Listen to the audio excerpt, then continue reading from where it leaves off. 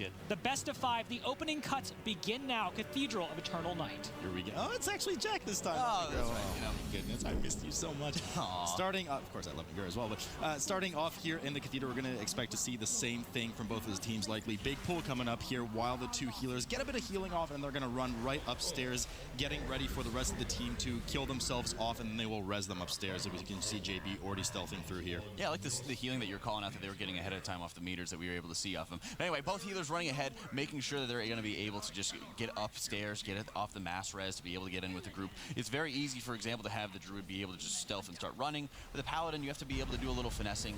You likely will. You always have to make sure you're using your invisibility potion. After the fact that it happens, you want to make sure you're just watching out as best you can. And mid going down a bit early there for them. I mean, he will be able to release and come right back in, but that's 5 seconds on the board that they really don't want. Plus all the time lost that mid would have helped with that DPS. Not too much time lost overall, but when you're talking about these two titanic teams here, every little mistake is going to count. Divine Field getting quite low there while they're hoping to kill off the rest of this trash. Interestingly enough, they are looking to kill Dolzak. Yeah, and that was the interesting change that we've been able to see out of both teams, that, you know, Kjell's Angels does prefer to end up killing Dolzak, making sure that they're going to be able to have that little bit extra trash percentage, whereas Mythic just burn everything as rapidly as possible and focus on just getting upstairs as quickly as they could. And of course, for those at home, we are now back in the bolstering setting, meaning any trash that dies will buff everything, including bosses, around it for 20% current health and damage. So you can see the team's making a really big effort here to make sure that everything is DPS down evenly and killed evenly. Yeah, and right here you're seeing, you know, Seer just getting the mass res off as he's standing right above him. He might actually end up interrupting his cast due to the quaking there. So Method, you know, getting a little bit of a lead as they will be able to mop the trash up just a bit faster here. Always important to note that, you know, Kjell's Angels starts with a little bit more trash percentage here. So it will be interesting to see as we're going forward here. Just a slight advantage Method side. Yeah, we definitely had a bit of a hiccup on both sides. 1 extra death, if I'm not mistaken, on top of what should have been 5 to 4. JB not having to incur that death in order to go res, as he is a druid, will be able to stealth through, but Sierra had to eat that death, get that pylon down and res up. Big pull for the trash coming up here for Kjell's Angels on the left side. Method just now cleaning up the rest of the trash before getting access to Agronox. Yeah, and right here you just being able to see the focus of, you know, Kjell's Angels getting everything in together here, and really Sierra just kind of taking his time before he actually does run in to start contributing extra damage here, watching into the positioning of everybody else and making sure all of the, for example, the botanists are getting interrupted.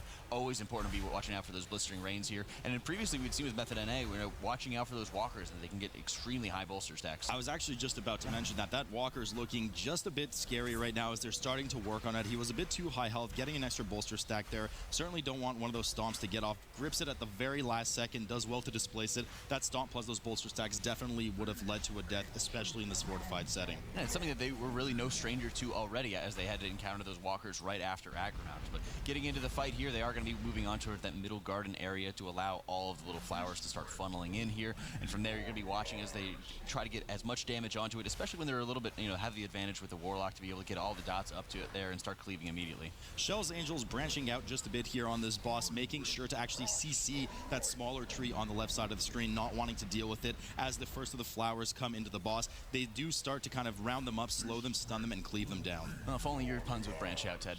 I mean, I usually have some more, but I'm pretty stumped right now. Getting ready, Agronox down to 60% on Method as Bloodlust has been popped finally on the Method side. We saw it earlier for Kjell's Angels, already down to 6 minutes, 20 seconds remaining on that cooldown.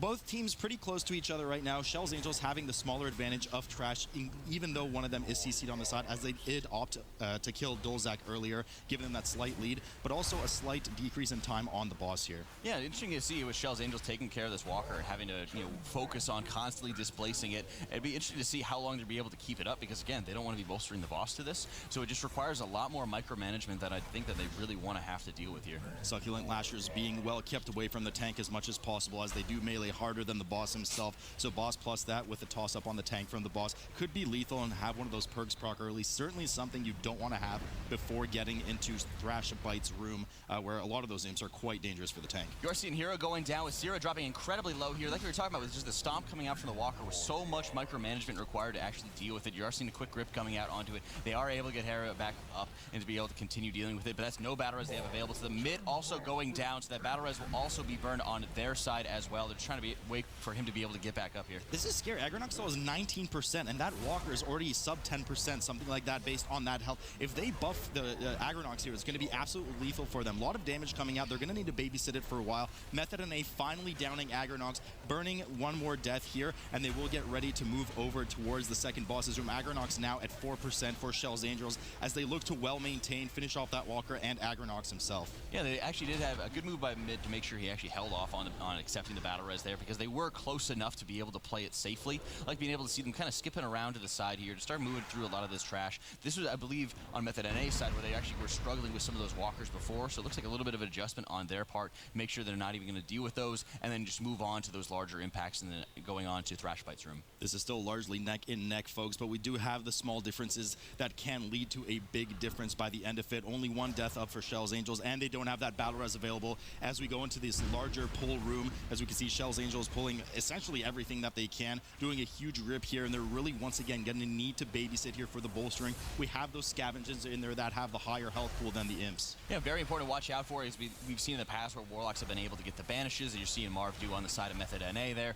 making it much easier to avoid those higher health mobs. You are also just seeing the little mind control that went out onto one of them to make sure that the bolster stacks are just being negated whenever they can. So right here, you're seeing these massive scavengers that have a lot of HP left available to them. They really need to make sure they're switching targets here and able to just focus it down as the scavenger keeps on gaining more HP and consuming a lot more of their time. Yeah, I mean, we mention it every time. That sliver of health on these super bolstered mobs is actually quite a bit of raw HP, very dangerous. Can easily one-shot the tank, causing that perk territory, which is why you see Divine Field being just so defensive. They do finally successfully get it down and start to move into the rest of the room, grabbing as much as they can before they need to engage Gazerax, that kind of a mini-boss, if you will, ominously patrolling around the outside there. And always important to make sure you're just taking it alone here, because it will just be putting out substantial damage, even if you are pulling it by itself here. 25 fortified situation means that you will be getting at least 2 of the focus destructions going out from it, maybe a 3rd, depending on what you're going to be doing with your DPSers here. There will be just an incredible amount of damage here that will be going out. It'll be interesting to see if they're going to be able to just focus as much healing as possible to survive it.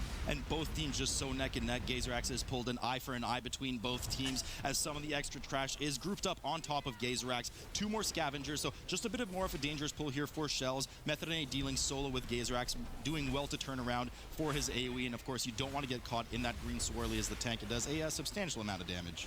Substantial amount of damage, and always important to know where the tank is going to be positioning themselves at, making sure there's consistency for the melee to be able to sit in there. We're seeing Sierra using his Devotion Aura for the first one here, maybe looking at having the wings going out for the second one, as Gazerax has the focus destruction, which deals incredible amounts of damage to the entire group here. And it's always important to make sure you're just watching out for that as you're quickly turning and then topping people off as best as you can here. I believe you are also going to be seeing just a full drain and full trank coming out for JB to be able to do whatever he can to make sure everybody is staying alive. And of course getting some of that support from the consumption for the blood DK as well, helping out with that leech. We do see Thrashbite this time, yes, finally spawned down over on the Method NA side. They immediately pull him, having to watch out for this big circle that we're about to see in a moment. If you get caught in that, you will pretty much be killed immediately, and if you're not, you'll be punted quite far away.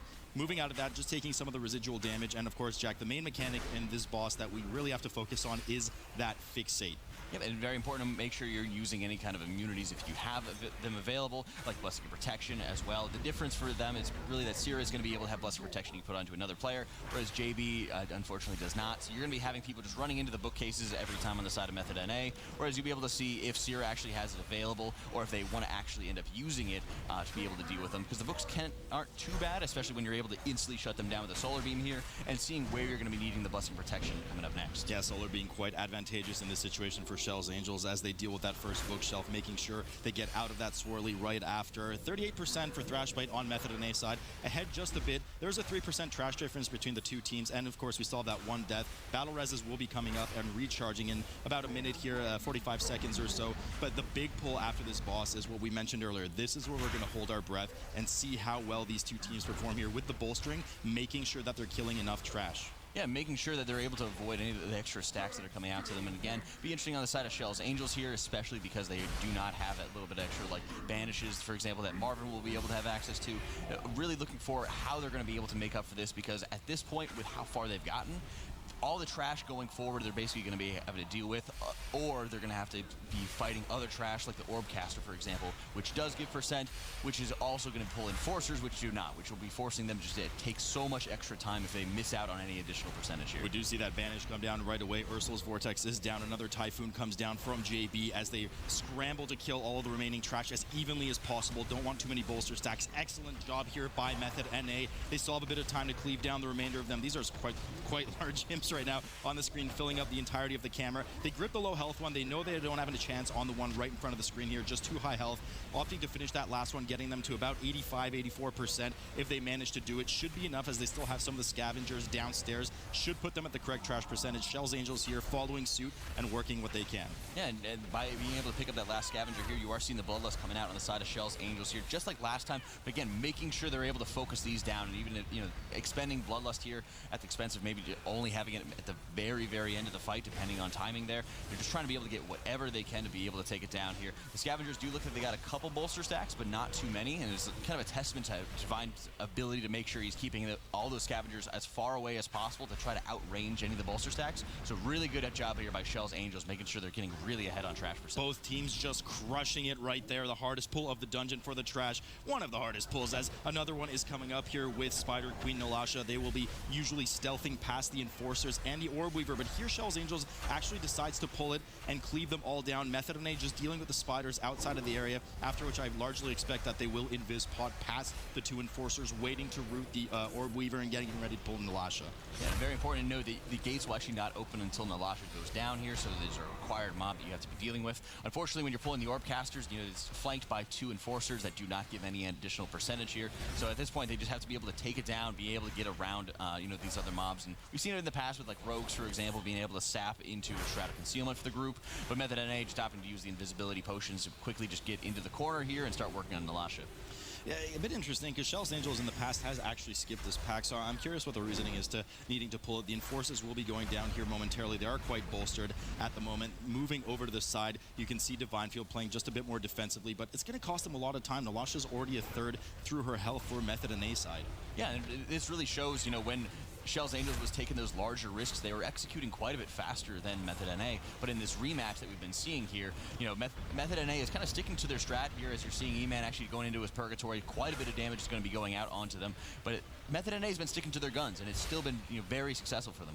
Yeah, that perk proc on band name is pretty scary. I mean, these spiders, do we say time and time again, a ton of damage, especially in this 25 fortified setting to the tanks. Those poison stacks are quite lethal. Fortunately, both sides have an abundance of dispels for those poisons, but just got a bit ahead of them over there for Method and A for band name, chunking down quite a lot, making sure they heal them up, and now they will be kiting these spiders away, making sure that they don't get killed as they help peel off the tank.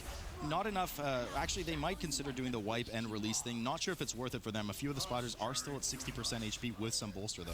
Yeah, an important note is they've, in the past have actually had everybody wipe up to that. But at this point, Band Name just, again, running up with the rest of the group, they'll be able to actually start out with the RP event here, making sure they just kind of keep their distance as best as they can, because there is just quite a bit of damage that will come out from those spiders. And like I said, it is nice being able to have both monks to be able to have those constant dispels onto the tank here when you're dealing with it. But they did an excellent job being able to actually slow and being able to actually just DPS them down so well here and not incurring the extra deaths. Shell's Angels just spending so much time here dealing with these spiders. Both teams had to, but they just got set back quite a bit dealing with that Enforcer pack. They're already 100% trash. We know you only need to be at 95% of that trash leading up post Domatrax, which Method NA has just started on, because you get the remaining 5% from the bats that will come down. So perhaps a bit of a misplay or miscalculation on their part, but Method NA has started on Domatrax during the first portals at 90%. It seems like just a weird far cry on the side of Shell's Angels, where at this point they decide, oh yeah, we are going to play a little bit safer. We are going to adjust our strategies here. Instead of just addressing what went most wrong with the group, was just having, the little error on the trash right after Thrashbite, right on that difficult pull, which was all in their execution here. So that's really set them back, and while they're not out of it by any means, it does show that, some of the adjustments to their strategies may have been just a little bit too extreme. Perhaps just a bit so. They deal with well with the Imps, though, Shell's Angels, as does Method NA, making sure that none of those 4 to 5 mil casts go through, do a ton of damage. Chaotic Energy does come out on the side of Shell's Angels. Everybody huddles inside of that Aegis in the middle, making sure not to get that, one shot essentially on the pack. Moving over now and getting ready for the second set of portals, which spawn at 50% on Domatrax. We'll see them momentarily here. Great timing by Method NA, wanting to make sure that Chaotic Energy gets off before the second portal spawn, so they have as much time to deal with the Portal Guardians and the Mistresses that come out before another Chaotic Energy comes up at 100 energy. That's the ideal scenario, is making sure you have to deal with it as little as possible, because if you, for example, band name on the side of Method NA does not actually have Purgatory available to them. So if he's going to stay out during the Chaotic Energy to make sure that the Mistresses don't knock back the entire group here, you have to make sure you have some incredibly heavy defensives here. But you're seeing Sierra going down there on the side of Shell's Angels. Very important to be watching out for any of the little bit extra damage going out there. I guess he wasn't quite able to actually get back into the field in time. Maybe if he was playing a little bit greedier. They don't have any other reses left available to them throughout this. So at this point, very important to make sure they're be able to take down any of the Fel Portal Guardians here, reduce the amount of Mistresses that are coming out, and being able to actually quickly just have them CC'd and taken down. The Shavara do come out of both portals. Luckily, they managed to kill the Guardians before those big Fel Guards come out. Banding getting quite low there. He still doesn't have the comfort of that Purgatory, but manages to heal him up as Domatrax has hit that soft and rage phase sub 20%, where he will just essentially deal more damage to the tank as a result of increased attack speed. Group will be hiding here for that Chaotic Energy. Domatrax at 35% for Shell's Angels. Want to make sure those Mistresses don't go near the Aegis during the Chaotic Energy, as they will do that Shadow Whirl and punt everybody out of there. Yeah, and it's always important to watch out for that frontal as you're seeing Divine Field getting punted back there as around the 22%. Method NA clearing up Domatrax here. They have 5% of the trash coming from the bats right in front of them. Lust is available to them immediately when they pull Mephistroth, so they're sitting.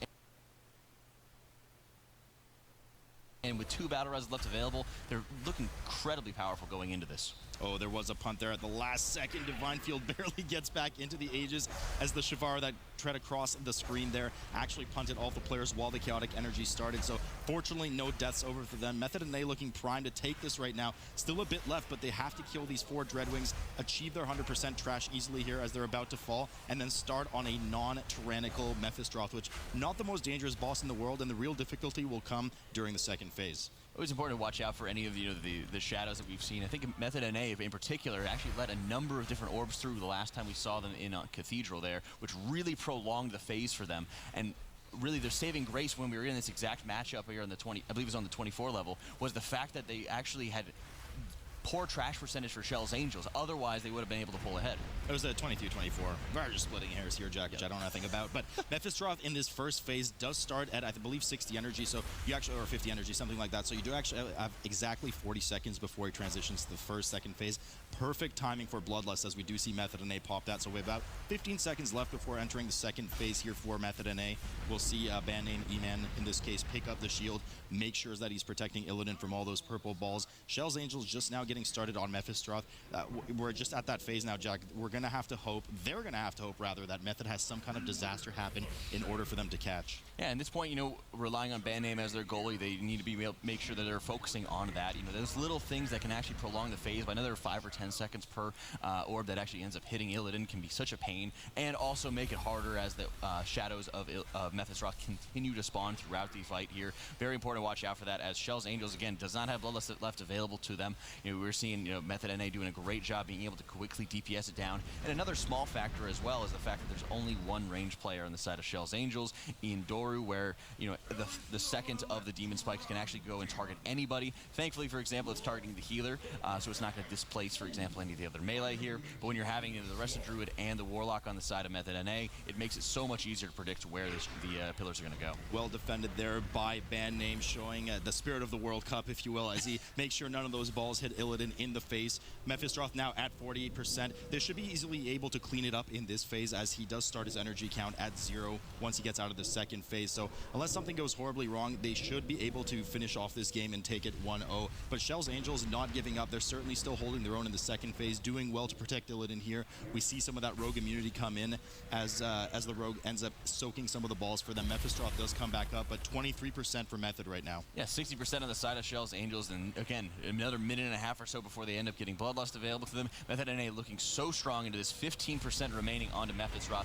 Again, you're having that nice positioning by JB and Marv standing further away from each other on either side of the room. Then they'll be able to collapse into the center for healing, make sure they're going to be able to stay topped off here. And even a couple times we've seen JB just hopping into bear form to make sure he's playing as safe as they possibly can. They're about to get their third battle res left available to them, but they don't want to take any risks as they're stealing out game 1. And I mean, that just does it such a clean run from them. They only had that map. Again, score 1-0 in favor of Method NA. Shell's Angels need to make some moves. I'm so proud of you for that 9-volt battery joke. You're coming into your own. I'm so thankful, Dad. putting it all onto the line on the side of Shell's Angels here is this is what we really want to be able to see, is how well they're going to be able to execute the hyper-aggressive pull that they're going to be able to have. Divine Field, as we have the spotlight on him, going over the right side and looping around, meeting up with his good buddy Zira, making sure they're getting everything in together. Focus is going to be then onto Hero, making sure he's able to survive it. Getting in, getting that stun off after the solar beam goes off, then being able to dive in and just put out a huge amount of damage here. Also watching his position. You're seeing Ashain getting knocked back, knocked around. He still has, of course, his cheat death left available to them. We're going to be watching for the group stun go out, and then Hero just spikes super hard on the meters here. Yeah, so Hero, here he goes right now, getting his damage rolling, trying to finish off the rest of these mobs. A much more modest pull from Method and A, if I'm not mistaken, on their side on the smaller screen. So they will have a bit more to deal with here, but quite clean from them so far, but also clean from Shell's Angels. Now, in the last time, we did see them have a couple of slip-up deaths just at the very end of Glaviana, who hits extremely hard. She does get that Metamorphosis buff at under 50%, increasing her damage done. Plus, we have the Fortified on top of it. So those multipliers together just do an immense amount of damage, even though the rest of the trash is dead. Certainly don't want to be hitting those Void Zones on the ground either. Yeah, and it's great for them to avoid them, as you're seeing Divine just running for his life to be able to just drop off the rest of his necrotic stacks. An incredibly good execution on the side of Shell's Angels here, taking down another 10%, maybe even a little bit over 10% of trash, more so than Method NA here, which will also open up the possibility for them to be able to skip past a lot of the extra trash here and get really get the ball rolling. So we did see that LOH, the Lay on Hands, come out of the Paladin there as a second Forbearance wears off for Divine Field, who has procced his Purgatory, dealing with just a smaller pull here for some of these candle holders, or the scavengers, if you will, making sure they kill them off before they stealth through. Band Name dipping really low already at 1%. Marv chunking 2. Band Name does go down. He will have to res at the front. Coach Mitt going down as well. An absolute disaster of a pull here at the start. One of these casts is going to go off and finish off the rest of the group in just a moment, as the rest of the trash ends up resetting. Method will have the full wipe and start at the beginning of the dungeon. Yeah, really scary to see, that pull going out to it, while Shell's Angels is just able to grab, these last two mobs leading right up to the boss here. And they also just, the way that they chose to pick mobs and how they actually were choosing to play aggressive with these really shows that, Shell's Angels really has this strategy down pat. They chose to skip past a lot of the mobs that really require a lot more babysitting, if you will. They require a lot more stuns, a lot more interrupts, a lot more displacement to make sure they're getting rid of any of those larger blasts or the eye beams coming out from those mobs leading up to Terath'on here. So phenomenal execution on the side of Shell's Angels, who's already taken an incredibly early lead. I certainly know what it's like babysitting. I have to do it every day with you, Jack. Terath'on getting kited to the front of the dungeon, while the Myrmidon and the Infestor are kited along. Extra damage for Ashain here in this moment, because the rogue benefiting, of course, from that AoE into single target damage on Terath'on. They will get them down quite quickly. Hera takes a bit of damage there, spikes down, but nothing too dangerous. Want to make sure you're avoiding that deafening screech frontal. That Ashain actually gets hit by Doru as well. Quite lethal on top of the boss. I wish they would listen to you as well as I listen to you, Dad. But they're doing a great job making sure they're getting all of these down. Of course, those mobs will die eventually to the Starfall from the Boomkin. But once they do end up dying here, you're going to be able to have any of the Fell Furies that the boss will naturally be spawning to continue to buff up the rogue's damage. So there's quite a great amount of single target, ramp up going out of him, the sustained damage out of Ashain as they keep on getting more Furies in. And you certainly don't want the trash to live too long, because the Fell Furies are coming out as well. It's going to really put a lot of strain on the tank with those stacking necrotic buffs. You can only run so far from this boss before he'll catch up to you. We do see a bit of a taunt trade there between Syrah and Divine Field. Very well done by them. Unfortunately, Divine Field does not manage to get his active mitigation up by the time the boss returns, proccing that absorb shield as Dark Strikes was buffed on the boss, which just a little more health to chew through, but so far quite flawless from them. Method and A not too far behind though, only 30% on the boss, behind on the boss. It's not too far behind in it, but I love the execution there out of that taunt swap there. We were talking about how they were going to be best able to drop those necrotic stacks, and having that quick motion there by Zira just make sure he's getting out of the way of the group. You are seeing as Terath'on is going into his Havoc form there, the stacking damage going out. Zira already doing whatever he can to start casting onto his devotion aura. He actually ends up bubbling so he can keep on casting, keep on healing when he does get hit by that hatred there. Make sure that he's going to be staying in range. And at this point, he's trying to add as much damage as possible to get out of this phase quickly as you can, because there is such a high ramping amount, even on a 25 fortified situation. A lot of pulsing damage coming out of Terath'on right now as he hits the single digits of percent over for Shell's Angels on the main screen. Method and A still kind of chiseling away, but they've fallen even further behind, likely due to the second round of cooldowns coming up for Shell's Angels, those 2 minutes. This boss does take a while, of course, as you said, Jack. Even in this fortified setting, they do manage to down him, and will be moving over to the Imps and the Imp Mother. Now, these Imps, there's a lot of them, and all of them apply necrotic to the tank, so you got to move really quickly here. You have a small window of opportunity before the tank just gets gibbed. Yeah, and they do a great job making sure 3 AMSs as he grabs everything in together here. Was a bit worried because Sierra actually didn't have his Divine Shield available to him, how well he'd be able to get everything in, but he does an excellent job quickly sweeping up everything and bringing it into Divine, the way they'll be able to actually just have the better focus onto the tank here. He does a great job actually avoiding most, if not all, of the necrotic stacks as he's going into this, and he's almost getting Purgatory back off cooldown. Yeah, really smart Death Grip or Gorfine's Grasp there to the side, about 15-20 yards away from the tank. That way the imps, even once they start moving slowly, they're not mailing the tank, adding some of those necrotic stacks on top of the ones that he's already accruing for the imp mother. But really excellent pull here by them. Method NA at 6%, ready to do their own imp pull in just a moment. Yep, just a few percent left onto it as Shell's Angels taking down that imp mother at 74% in terms of trash percentage done, and they are able to catch the elevator at an opportune time here, ready to move on immediately onto Inquisitor here as Method NA is still lagging a little bit behind. Getting ready to pull Inquisitor here. Everyone's favorite boss, of course. New subjects have arrived. Some of the Defilers are pulled from the side. Now, a couple of these have some drain stuns as well. The Scorcher is the one that you want to watch out for, as it will explode when it dies for a pretty substantial amount of damage. Solar Beam goes down. They want to get as much damage out as possible quickly onto these to make sure that, once again, not too many necrotic stacks get down on Divine Field, as he will just have nowhere to run and heal until 70% when Inquisitor Tormentum ports to one of the jails. I'm really looking to see the target focuses. We're seeing it with the Scorchers getting lower and lower. Previously, we had seen, all right, excellent job here to make sure they have the focus onto the Scorchers. Previously, we had seen Ashine, of course, actually proccing his cheat death very early on onto the boss fight here because they actually killed him in really close quarters to each other here. So they just have a little bit of percent left to finish off the rest of the Defilers here. And they did it good only pulling one of the Scorchers at that point, making sure they have a little bit more free reign to be able to get that down quickly, and then they're able to have all the trash down before they enter the first of the prisons with the demons. The targeted DPS really is shining from the rogue right now as they move over to the jail. Now, the Annihilator does drop aggro and will charge a random ranged target, stunning them in the process. The Warlock is the one you want to watch out for. The Seeds are well interrupted. They're the one I was going to mention,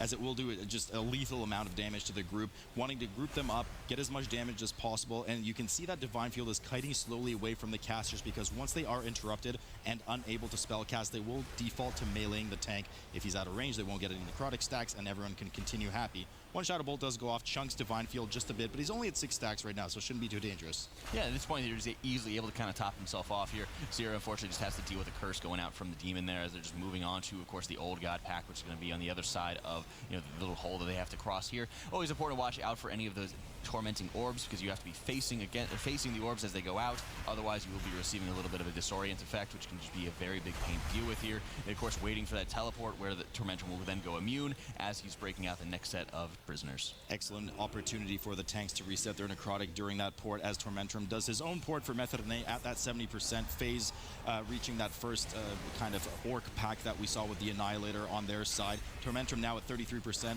dropping rapidly as we see that beam come down to make sure that you silence some of those dangerous Old God casters on Shell's Angel side. Yeah, and at this point, usually you are seeing, you know, the orc pack just being a lot more deadly, having to watch out for a lot more of the stuns and CCs onto the Warlocks or the Annihilator, which will be charging up against you. So at this point, you know, they're getting down to 17% on the side of Shell's Angels, doing a fantastic job being able to keep everything in together.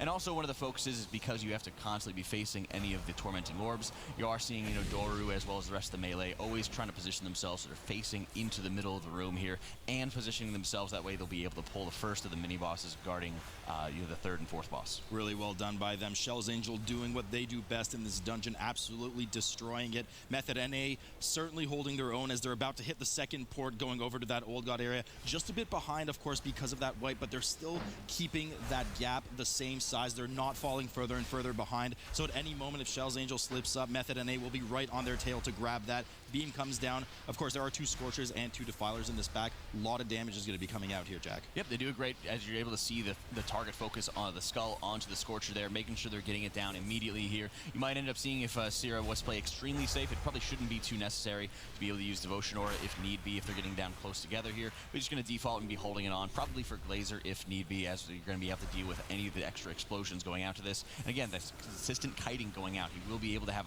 quite a bit of room in Tormentum's area to be able to just start kiting out any of the Shavara here, drop his necrotic stacks, traps, and then be able to get back in as they're getting that last Scorcher down. We do see Divine Field, of course, pedaling harder than Jack does on his tricycle, getting ready to move away from Ileana, who is a substantial amount of HP. She is stunnable, though, so we do see a combination of that Asphyxiate along with the AMS coming down, making sure that he can clean up those necrotic stacks as they will start to head over to our good friend Glazer, which I believe is an eyeball boss. I love eyeball bosses. Did you know that? Yes. Going into it, they are just making sure they're getting that 95% trash remaining here, so they're doing an excellent job here. I believe previously we'd actually seen them be a little bit higher in terms of trash percentage, and they still needed to deal with the Broodmother and the Spirit of Vengeance at the very end here, so no expectations to see any more trash coming out of them as they're going to be dealing with Glazer here. Method NA, again, getting Tormentum down, dealing with the mini-boss here. Still just a little bit of that gap, and like you mentioned, they haven't quite been able to close it, but they're not even falling further behind. I like seeing the Scorcher here for Kjell's Angels, getting some of those procs as long as they keep it locked down going. It does get one Inferno Blast off,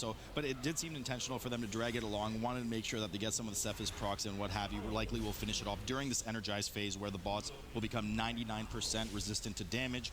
Want to make sure that you're reflecting the beam all along these mirrors that will eventually bounce right back into Glazer's butt, shattering the shield and causing him to take 100% increased damage for those 12 seconds. Yeah, but I like the positioning as Zira as you're seeing him staying close to the shell of Glazer here, making sure that a lot of the extra orbs around him are going to be just going into the shield rather than at him, because any, of course, of the extra balls going around will target the nearest player and be able to bounce back towards them. At this point, they have the vulnerability phase where they have a small window to be able to burn as much damage as possible, and like you said, having the Scorcher there is so advantageous to have those Cephas procs, but you are seeing Divine Field actually proccing his Purgatory, and a couple people dropping a little low here. Yeah, to squint there and see that, it caused a bit of eye strain, but Divine Field does proc his Purgatory there. Glazer's still quite stable right now at 28% for those two teams. Method, having just downed it, getting up Dark as well, another death on the board for them, working their way towards Glazer as well, but Kjell's Angels looking primed to hopefully finish this before the next Energize phase. Yeah, and they always have to watch out of trying to get the Scorcher down before they go into that phase, because it does release that large burst. Cena Shine dropping low, but he does not proc his cheat death here,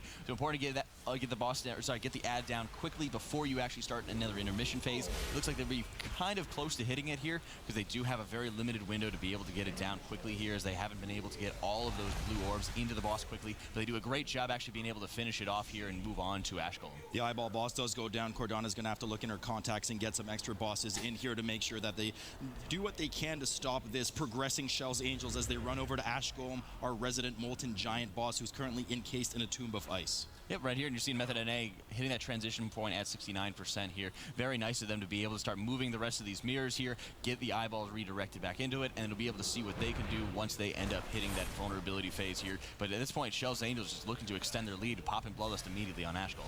And no surprise here, because they will be able to get him to that brittle phase again as soon as those statues are clicked on the side. You can already see the interaction has happened during this phase. Of course, brittle for 20 seconds. The boss will take, if I'm not mistaken, 25% increased damage. So lots of damage coming in right now for Kjell's Angels. His heart is cold as ice, Jack, and he is willing to sacrifice. I don't think he'd be willing to sacrifice for Cordana here, but Zira is just ready to completely sacrifice having to do any healing here, to start focusing as hard as he can onto the DPS. Not too far off from Doru's DPS as he tries to do whatever he can to outpace him here. Incredible single target there by Sarah.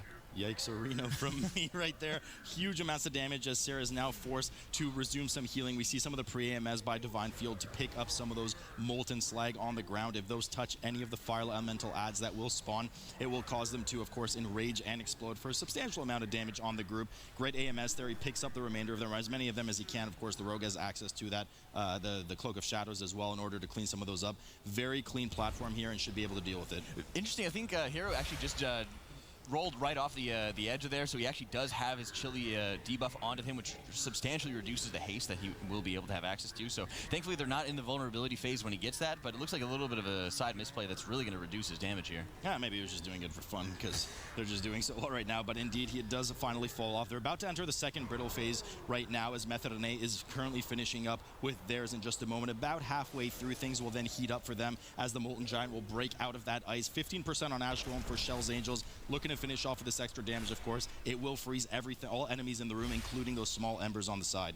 And very important to make sure that if you're not going to be able to get out of the phase quick enough, or you have to be dealing with the embers afterwards, try to get whatever kind of damage you can. But at this point, they're just able to focus down the boss and start moving on here. 97% of trash remaining here. They will be able to get the Shroud of Concealment out, as well as the Distract out onto this Dreadlord here, moving past it, and then be able to start skipping past the Jailer. Big double skip here coming from Kjell's Angels, as you said. They only have that 3% left, so if they pull everything off correctly in the kind of dark area of the dungeon, they should only have to deal with the Witch, of course, and then finally the Shade right before the final door. Method.NA has as well popped their Bloodlust on Ash Golem, 33% on the board for them.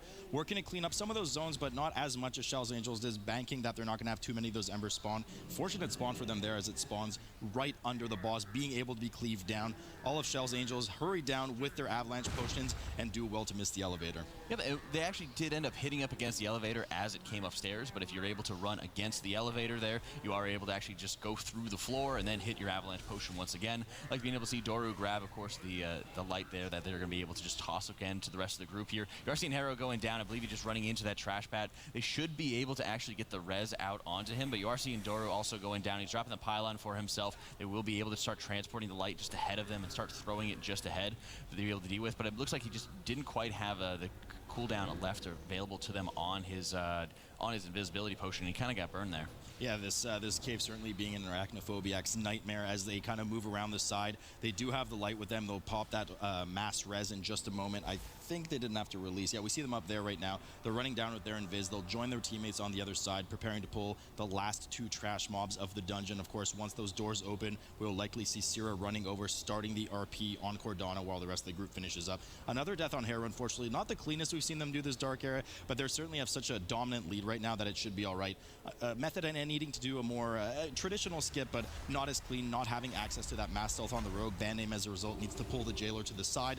Rest of the team runs through safely, and he has to sacrifice himself and get rezzed on the other side. That's the interesting thing when we're looking at the different compositions and the advantages you're going to be able to get out of them is that, you know, the rogue can provide so many nice effects to it where, like you said, not having to actually just sacrifice your tank to be able to run by, being able to skip past certain trash mobs goes a very long way for it. And at this point, Kjell's Angels gates are open to Cordana. Syrah's running ahead to be able to start the RP event for that, while the rest of the group takes care of the Broodmother here, and they're looking to a prime position to be able to take back this game and get back into the series. Broodmother being killed off here as they get ready to cross that bridge. Method.NA just now starting their Dark Portal era, getting a summon on the other side for, I believe, Mitt, if I'm not mistaken. JB does go down.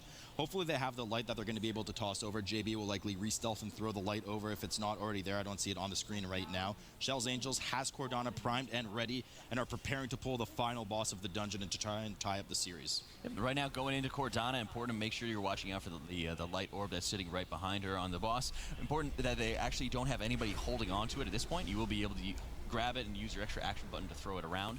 But at the very beginning of the fight, one of her avatars will end up stealing the orb. You must kill it as she does disappear into the shadows here, and then once you kill that avatar, you will be then able to get the orb again and then be able to find her and continue out with this phase. So yeah, here we go with the Avatar right now. We see that immediate Hammer of Justice come down, stunning the Avatar for 6 seconds, getting as much damage as possible to reveal that light. We'll see an instant throw from the light right onto Cordana, who fortunately was quite nearby for the team. And we do, of course, know that these Void Zones spawn 2 nearby players and then 2 in the opposite corners of the room. So if you stack near one of the corners, or certainly at least stack together, you will eliminate most of those Void Zones quite early. Yeah, very good job. Make sure they're actually having Doru holding on to it. That way, Syrah will be able to continue pumping out some extra damage here and having that extra focus to make sure that, you know, even when he's in his Starfall, he's able to start casting on the move here, making his life a lot easier and not actually ending up losing any kind of extra DPS along the way as we're going into this 50% mark. They will start having a little maze effect with the walls start coming out very, very soon.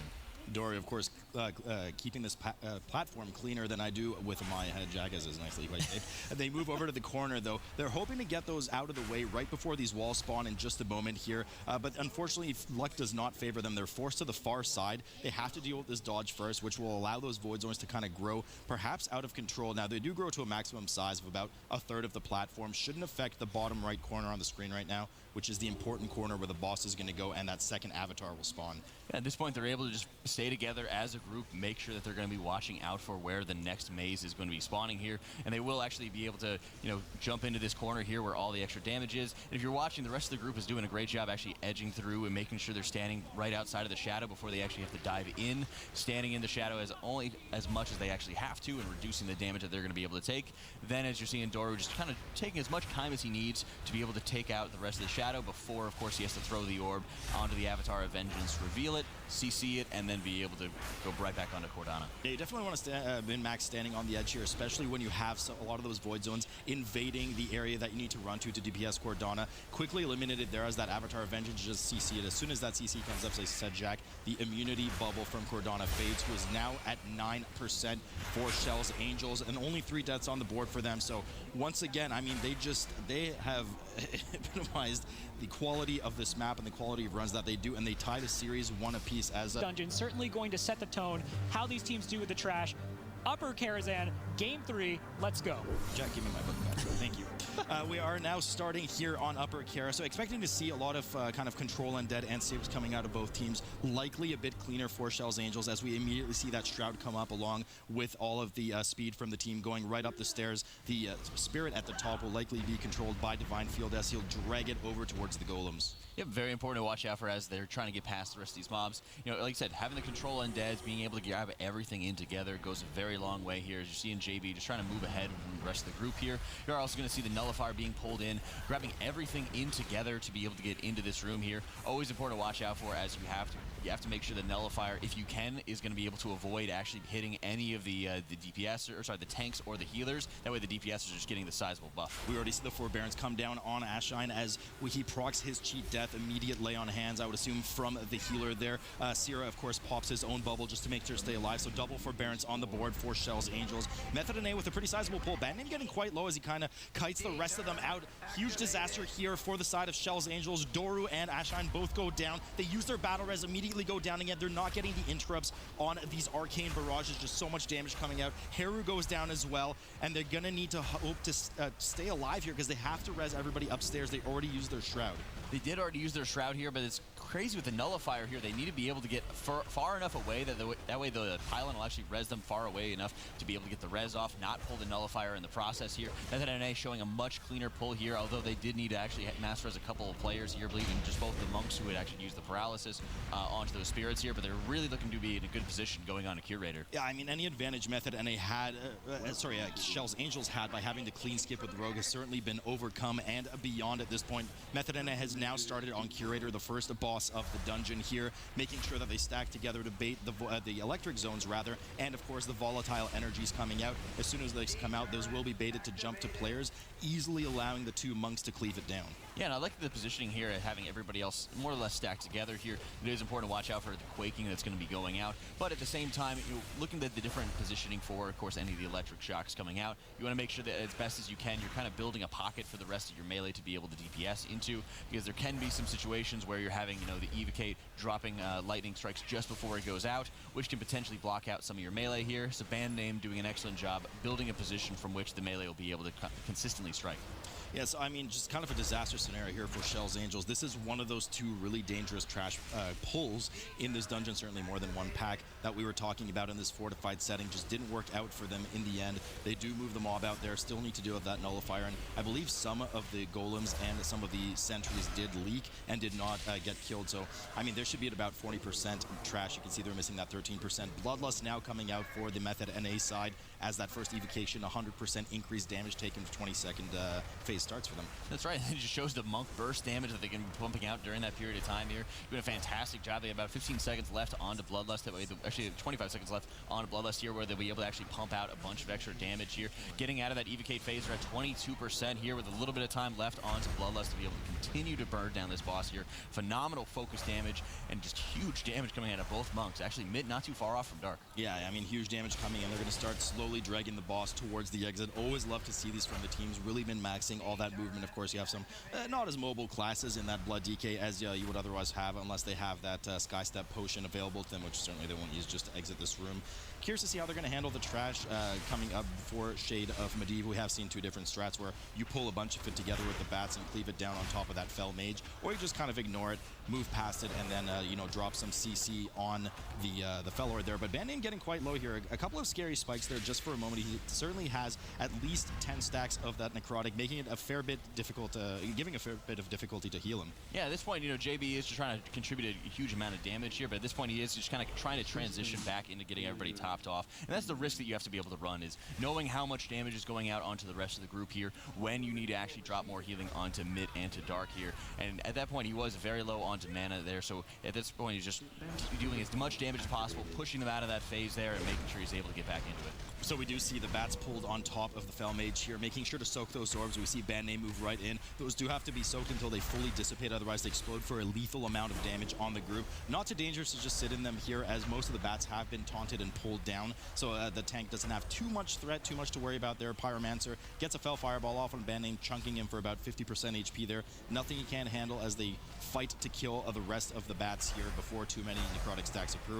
And we could, of course, see that Blade Lord down at the bottom waiting for them. Yeah, but Kjell's Angels here are just about to hit into the evocation phase. They're going into one of the last volatile energies that they have to end up killing here. Bullis has already been popped, as they're going to be able to just slowly go into it here. They have, a very short window of time, so it doesn't hurt to actually pop Bloodlust early. They will still have full duration going into it, and this is where you really need to start seeing them getting back into the game here. They did see the paralysis go out on the side of Dark. He needs to be able to paralyze the mob, establish aggro onto it, and then die to it. Then JV will be able to get the res out onto him, and then the rest of the group will be able to skip by. Yeah, so largely purposeful death there as they filter into Shade of Medivh's room. Now, we've seen this boss already several times, of course, 3 schools of magic. The most dangerous being that Frostbite cast. Want to make sure that's interrupted so that none of the Inferno Blasts need to be used in order to break somebody out of that ice block.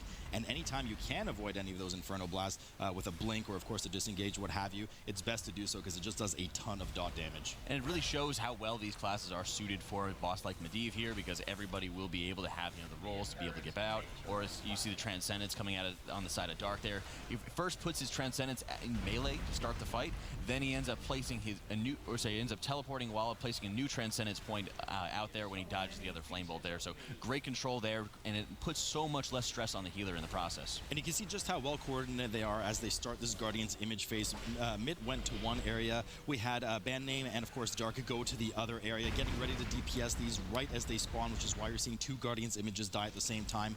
A bit of a riskier strat for the healer, as it will take a bit more healing. They will live just a bit longer. Or sorry, they won't live a bit longer, but you'll have to deal with a lot of that burst damage at the start. You have a longer period of time where 3 birds are up at the exact same moment, and it quickly builds up a lot of stacks to you. But this is the situation that I think JB thrives in. He wants to be able to have the extra pressure onto him. That way he'll be able to kind of control it. And as we saw in the interviews a lot of times, he gets in his head where he thinks he's able to do these things. He's going to do whatever he can to start learning and start improving on that vision of his. And seeing that, where you're able to actually split up your monks, having them go to opposite sides to be able to get 2 down at once, it puts a ton of pressure early on, but it has such a great payout as you're seeing them burn through Medivh here. Band Name well moving out there, piercing missiles hitting him quite hard here, but nothing that he won't be able to heal through. Another Inferno Blast going down on Band Name right now. Flame Wreath now coming out on the groups. A lot of damage here on the 2 players affected, and of course, if anybody dies or walks through those rings, it will essentially wipe the group. So Dark does have an Inferno Blast cast on him,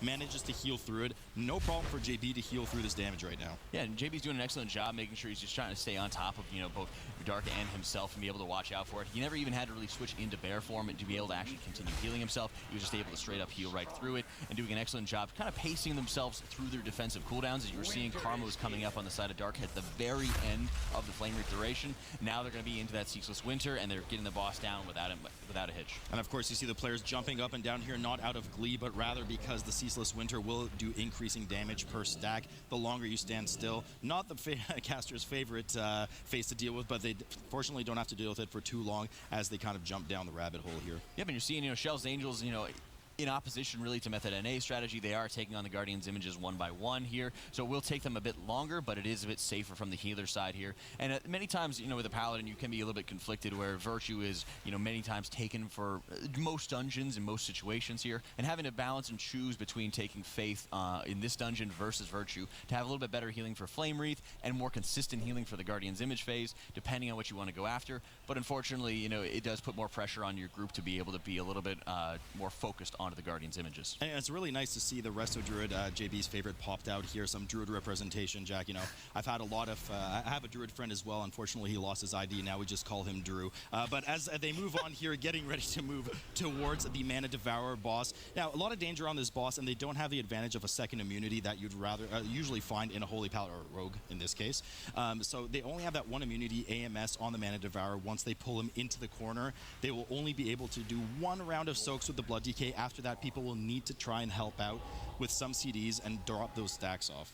Yeah, at this point, they're positioning themselves into the corner. That way, they'll be able to drag the Mana Devourer in, reduce the radius from which all the other mana orbs are going to come into. And yeah, like you said, it'll be interesting to see where they're going to go in terms of how much they're going to be able to soak up. If they're going to put a ton of pressure on to, say, a band name to soak up all of the orbs, not just the ones with pre-AMS, but also, again, just by himself with using larger defensive cooldowns. Because, of course, while you do soak those mana orbs, you get a substantial amount of extra, or you get about 5 or 10% extra damage per stack. You just take a substantial amount of damage to be able to, and so many times it's so much more stress on the healer to be able to focus heal you rather than nobody taking the stacks and healer able to focus on more DPS. You know, wouldn't be shocked to see kind of Marv grab some of that those stacks here. I mean, he can keep himself alive through one stack. Maybe not so much the Windwalkers, but they do well here to absorb as many of those stacks as they can right now. No stacks on band name to speak of. Boss is still kept in the corner. They have those kind of void zones on the side where they can drop the unstable stacks coming up because the AMS has now been used. So this next round will be kind of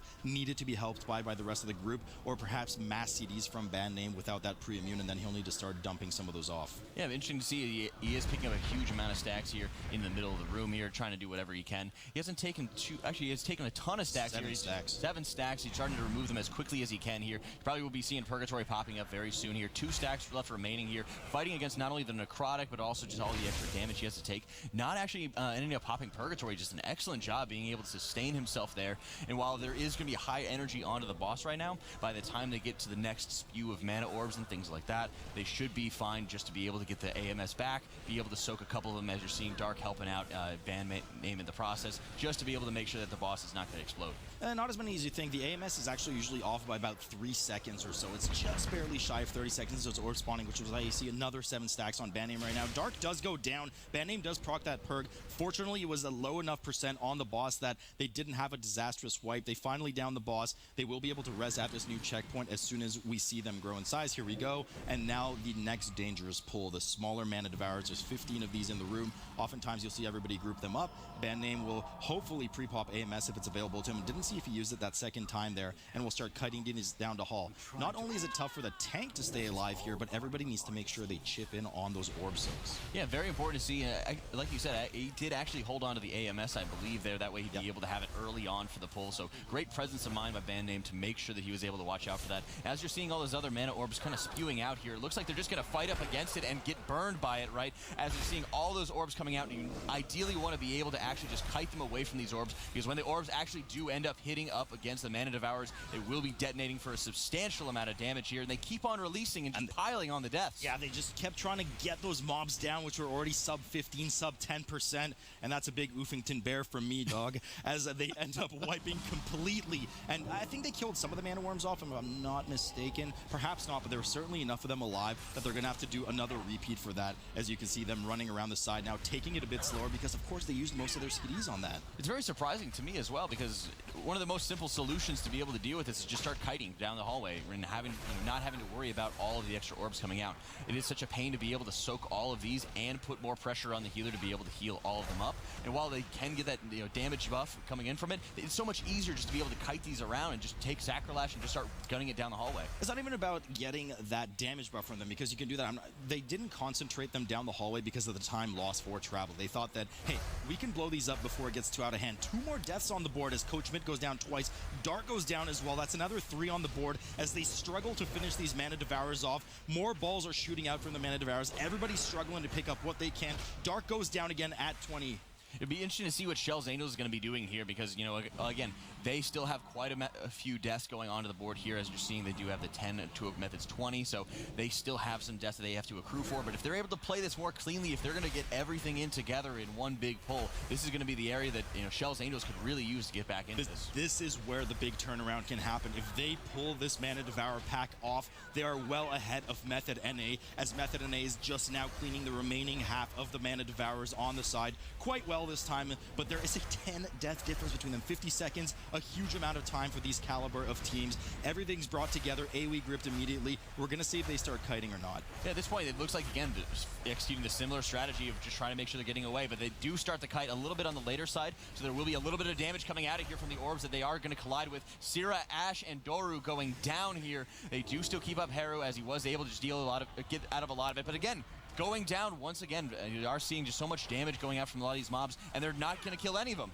Another heartbreaking low percent wipe on these Mana Devourers. Kjell's Angels follows suit to Method NA's wipe just earlier. Method NA finally moving past that point and up the bridge at the 87% trash count that they wanted earlier. They will be doing the chess event first, getting some percent there, and of course returning back afterwards to kill some of the bats before they move on while the RP is done for Viz'aduum. Kjell's Angels had the best opportunity here to catch up, and now they find themselves with a 3-death deficit and none of those Mana Devourers killed. Sorry, and then having to just start from fresh here as Method NA is just getting back into the lead here and re-establishing it as they're engaging with a chess event. Important to be able to take down the Knights, especially as quick as possible, because they will be dealing just the AoE burst damage and a small effect around them whenever they do land onto a new zone there. So important to be able to kill these chess pieces, then be able to start cleaving down the other pieces. Once you start focusing the king, any chess piece that you kill will just remove the immunity shield onto the king and allow him to start dealing damage onto it. This, of course, being the best viewpoint that we could see for the chess event, as another wipe comes out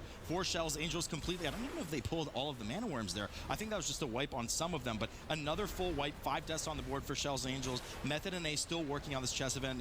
And, I was going to say, I love seeing this viewpoint for the chess event because you're killing a bunch of alliance units, which just feels so good as they start back on the king, who's now stunned one of the units going down. You want to get below that 30% threshold on the king, as we all know by now, of course, at home, to make sure he doesn't reapply that immunity.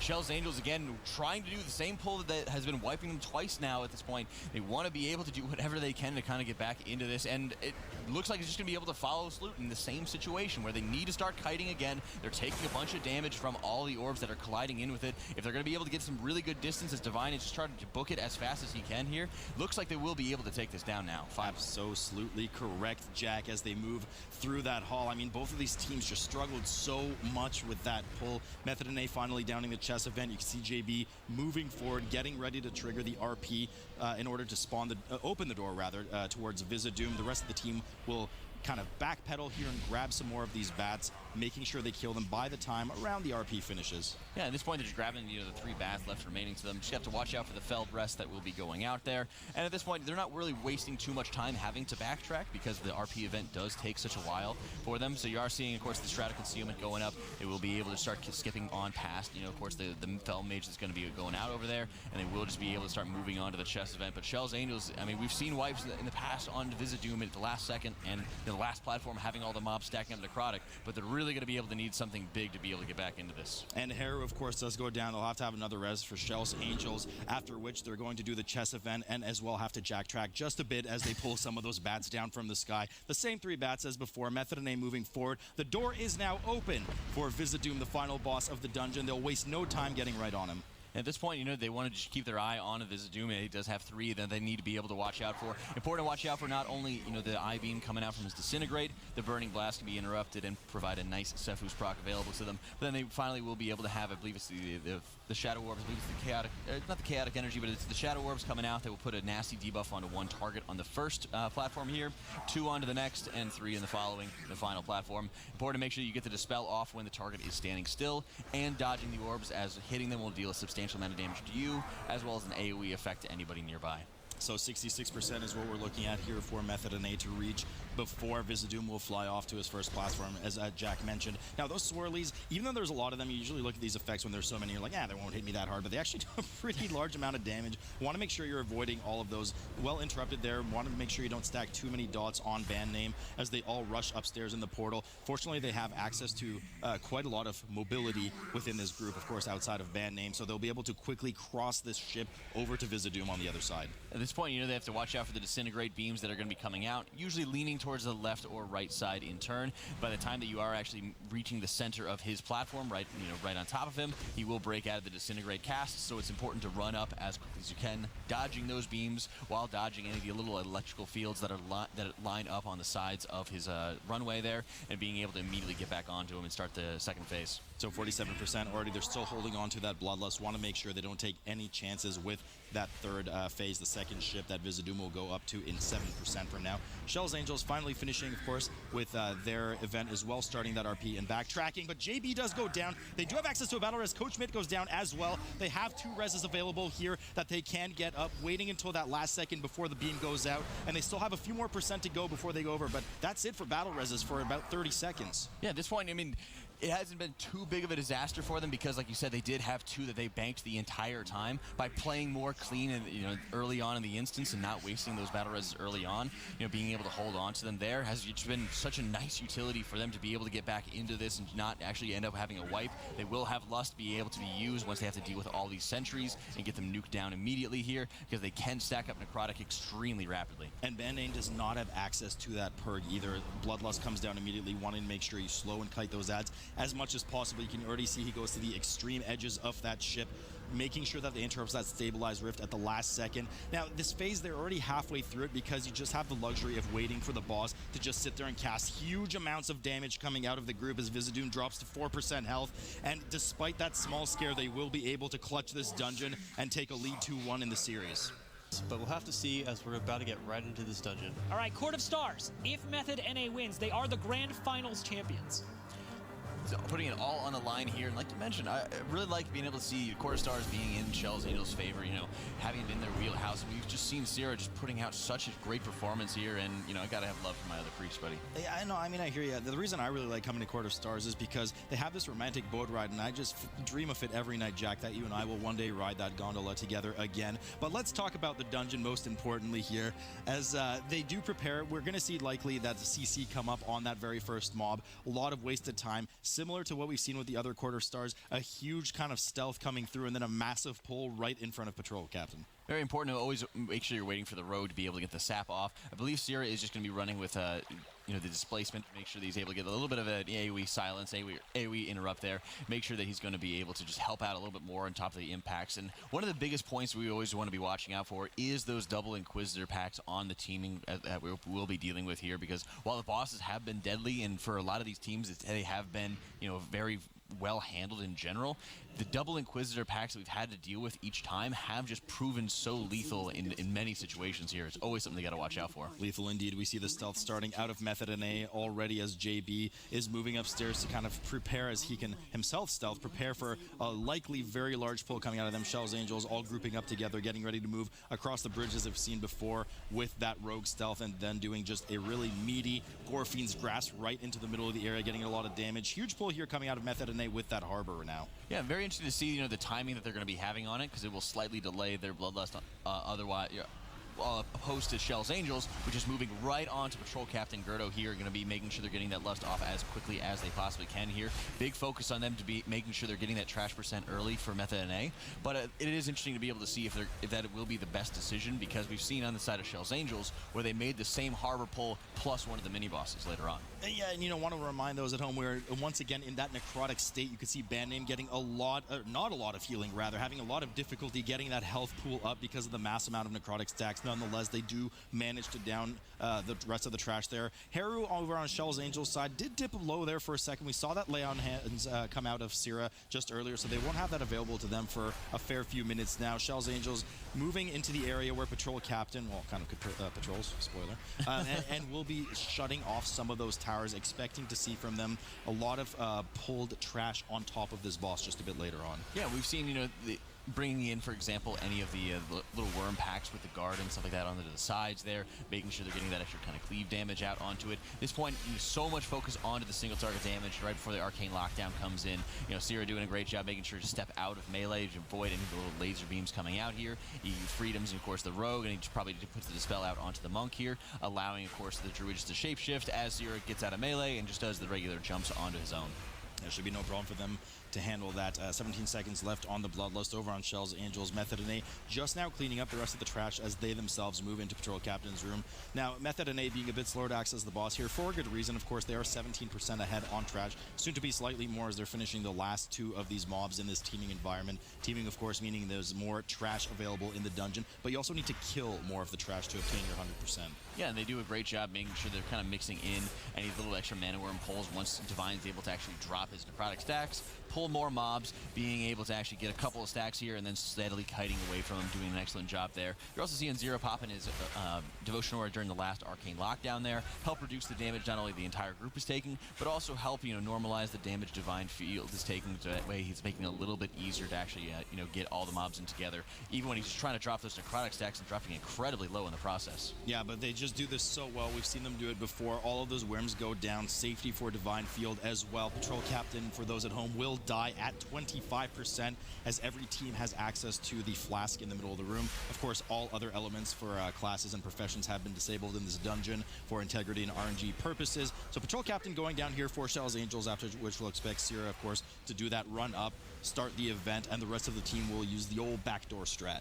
That's right, and you're seeing Zero just getting a little bit of parkour to be able to move around, of course, that construct there. You can drop the stun on him, but as the construct inevitably starts kind of chasing after you there, it can be a pain as it can kind of just jump on top of you at the last minute. So very important that he makes it through this regular door or regular path. That way he'll open up the checkpoint for the rest of the team, and the team will be able to start, of course, taking on the Court of Stars trash onto the right side here, rather than being forced to take on some of the early Inquisitor imp combinations.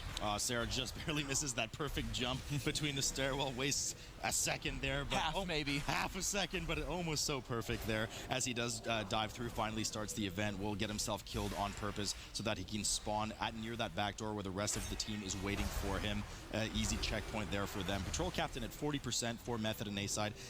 They still have a 6% trash advantage, but certainly are starting to fall a fair bit behind because of Kjell's Angels' efficiency. Mid does go down. They have access to the battle res, 8% left on the boss. They do end up using it. No battle res for them for about 4.5 minutes now. Yeah, man, at this point with Kjell's Angels, they are watching out there to the death on Zero going out again. They are going to have to wait for the release at that point to be able to get everybody back in together. I think it might have just been pulling mobs just a little bit too early. We're kind of waiting for all the patrols to line up the way that they want them to. Also important to watch out for the Enforcer spawns, as it is on the right side as you're seeing it here. So very big pull here. They are in the open field, and they have to be dealing with this. They quickly pull the Enforcer off to the side of the room here, but even with wings up, even with CDs out, it is very important to watch out. Doru's not in a favorable position here, and he does get hit, along with Haru, by that very large Enforcer dot. I mean, they're just not out in the open field here. They're in the Divine Field right now as he's sitting with his back against the wall. Finally deals with his AMS, but he starts getting those necrotic stacks. Fortunately, their DPS and CDs carry them through killing most of that trash off. Only now dealing with the Enforcer, where they can easily dodge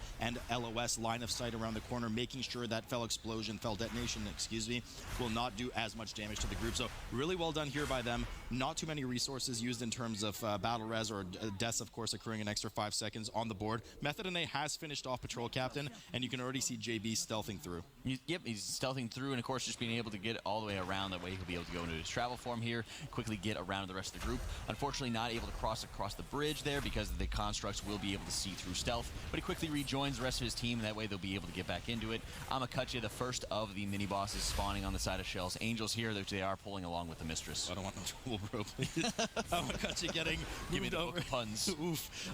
Getting moved over to the side there. Not too dangerous of a kind of mini boss here, but certainly just a huge health dump. You want to make it as efficient as possible by dragging extra trash to her, as we can already see the Mistress and the Hound stacked on top for effective cleave, and increase a single target through a massive health pool from the Rogue, as is very common with these Rogue groups. Method and A now moving their way into the court area. Still 6% ahead on trash, but they haven't yet started on their first mini boss, their first lieutenant, as I believe their Enforcer spawn was actually on the left side, if I'm not mistaken. Yeah, I believe their Enforcer was on the opposite side, so they always have to be able to watch out for that in terms of the favorable positions they have to do. So we will be seeing a little bit more of a precarious pull coming out on the side of Method NA when they're trying to get all the Inquisitors and Imps and Enforcer in all together here. If they choose to make that route, they will have to deal with quite a nasty dot like we did already see on the side of Shell's Angels. And of course, well played there by Divine Field as he did have stacks of Necrotic on top of the Shadow Slash that further decreases your healing taken by 25%. So doing well there just to kind of backpedal and play,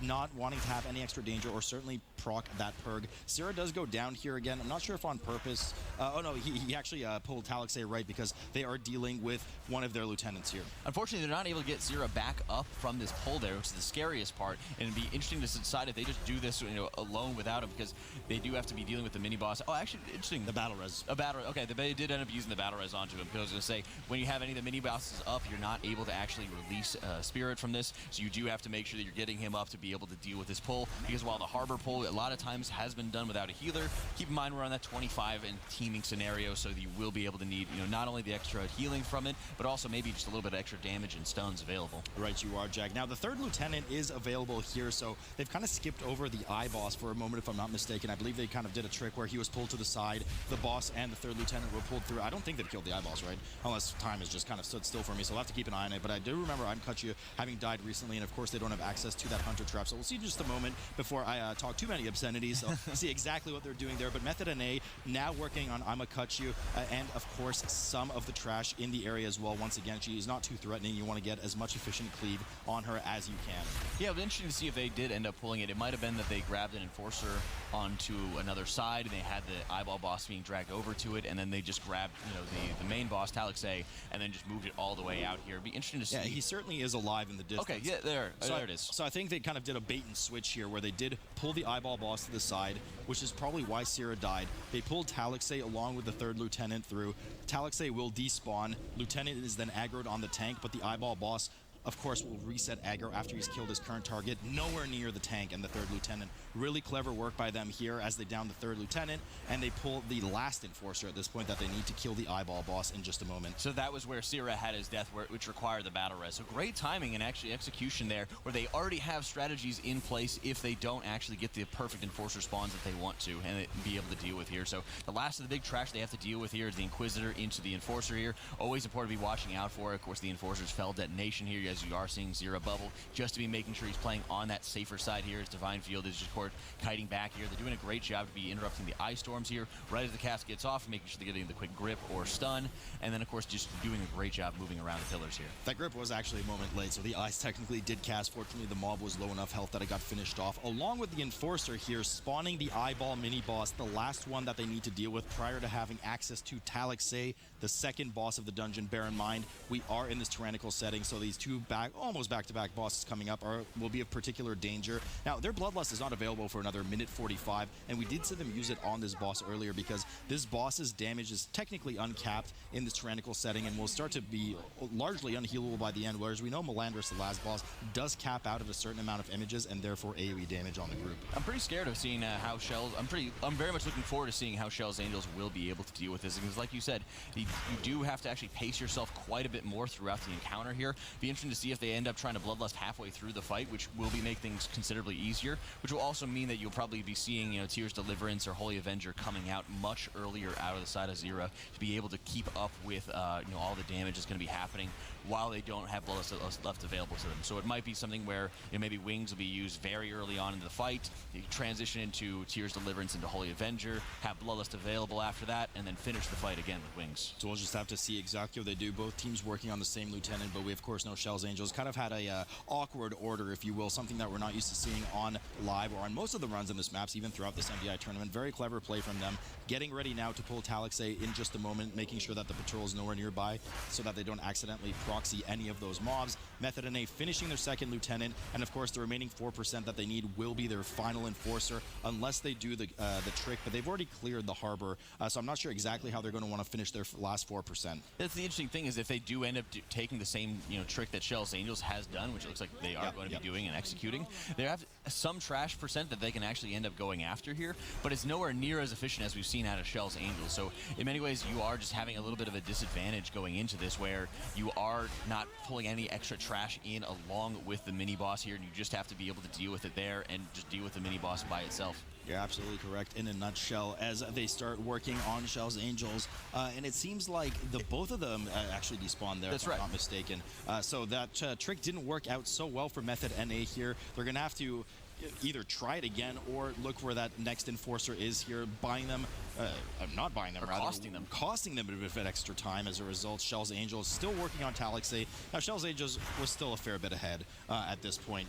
They've already started working on Talaq'sai well before Method NA would have even started on that Lieutenant. We finally, Jack, do see the Bloodlust come up for Kjell's Angels here. Yeah, interesting to see the wings going off at the same time as Bloodlust. A lot of times it would be interesting to see, how much focus he wants to be able to have on using his resources there. And a lot of times the Holy Paladin, again, like we said in the last time, it is on just propping everybody back up with your Beacon of Virtue and rapidly topping off the entirety of the group. So you're seeing him quickly transition from wings into Devotion Aura into getting his getting his Beacon of Virtue back up onto the group here. So in this way, he actually is playing extremely aggressive with his cooldowns here, and with him actually having such high haste, be able to cast the Holy Lights, it looks like he might end up be running Sephuz, or in fact just be able to have the Intervet from the Druid left available to him. But you're seeing the Divine Shield going out as he drops the sacrifice onto one of the DPSers here, likely the Druid, to make sure he's kind of reducing the damage going out onto him, because as you're seeing right now, once the sacrifice fell off, he can be chunked quite heavily. Yeah, so that was pretty close from them. Doing well to bait, of course, that Infernal Eruption where the imps spawn. One imp per player. Wanting to make sure you bait all of those together makes it very easy, especially for the Solar Beam to go down and silence all of the surrounding imps. Method NA working on some of that remaining trash right now and getting ready to pull their third Lieutenant. Talaq'sai will be falling here in just a moment for Kjell's Angels. Yeah, and they're doing an excellent job here, making sure they're taking care of those ads as well as possible there, and they make almost an entirely full rotation around, of course, the Flower Garden to make sure they're getting rid of it, getting rid of the imps as rapidly as possible. Phenomenal damage on the side of Kjell's Angels to make sure that they're focusing the imps down, not actually causing any extra problems for it, because while that fight can be quite dangerous, of course, for the healers, any extra imps that it casts off will just spell disaster for the team. Method NA waiting for the Lieutenant whose trick didn't work earlier. Now they will be DPSing him down. Kjell's Angels looking for the evil guest. They seem to have marked a skull there, getting ready to hopefully find the correct person, as they did. One of the fortunate spawns as well, closest actually as possible to the balcony. So not as much downtime in terms of him walking over to the balcony, revealing himself as one of those evil Dreadlords, which they will DPS down in a moment, and then, of course, move on to Mille Andres. Yep, and at this point, Divine Field just getting into position, waiting for the Dreadlord, to spawn up next to them, be able to actually get the key from them, which will, again, like you said, unlock Mille Andres' room. Important things to watch out for is just going to be the Carrion Swarm Frontal that they will be able to quickly dodge, and then, of course, the Cripple, which will also offer Zira just a nice way to be able to get a nice, easy Sephuz proc. And we can see here Jack the Vile has spawned, making sure that they kind of stack together for a bit of that extra healing because of the mastery of how Holy Paladins work, especially after that huge hit from the Shadow Bolt volley. Method just downing the third Lieutenant now as they start to hurry over towards Talaq'sai, but Kjell's Angels a fair bit ahead, or have been a fair bit ahead ever since a lot of the efficient pulls, combining Trash and Enforcers and Boss earlier that we've seen. We've seen them do this map many times successfully, and it seems to follow suit here as well. Downing in just a moment Garanth, and then they will go over and open the door to Mille Andres. Yeah, man, you're seeing Zira running again early ahead to help out with the mechanics, make sure that once Divine Field's able to pick up the key, Zira will be there to actually open up the gates of the door and be able to start the boss fight as quickly as possible here. So the emphasis really gets on the Method NA as they're pulling into Talaq'sai. Again, having to focus down these imps as rapidly as possible, moving through those different CDs to make sure everyone's staying topped off here. You were seeing the last of the Shadow Bolt volley going off here, but it wasn't too big on the side of Kjell's Angels because at that point the mob was dead. And Sierra has already gone, waiting at the door for the moment that the key was picked up by Divine Field to open this door and start the remainder of the RP for the encounter as quickly as possible. Mille Andres, of course, one of the more dangerous bosses that we always think about when thinking with Tyrannical, but he does cap off damage. Part of the reason why that Bloodlust was used earlier. As soon as you get 6 or 7 images, something like that, you will reach cap damage. So as long as the team can handle that, which they've shown they can already, it should be no problem.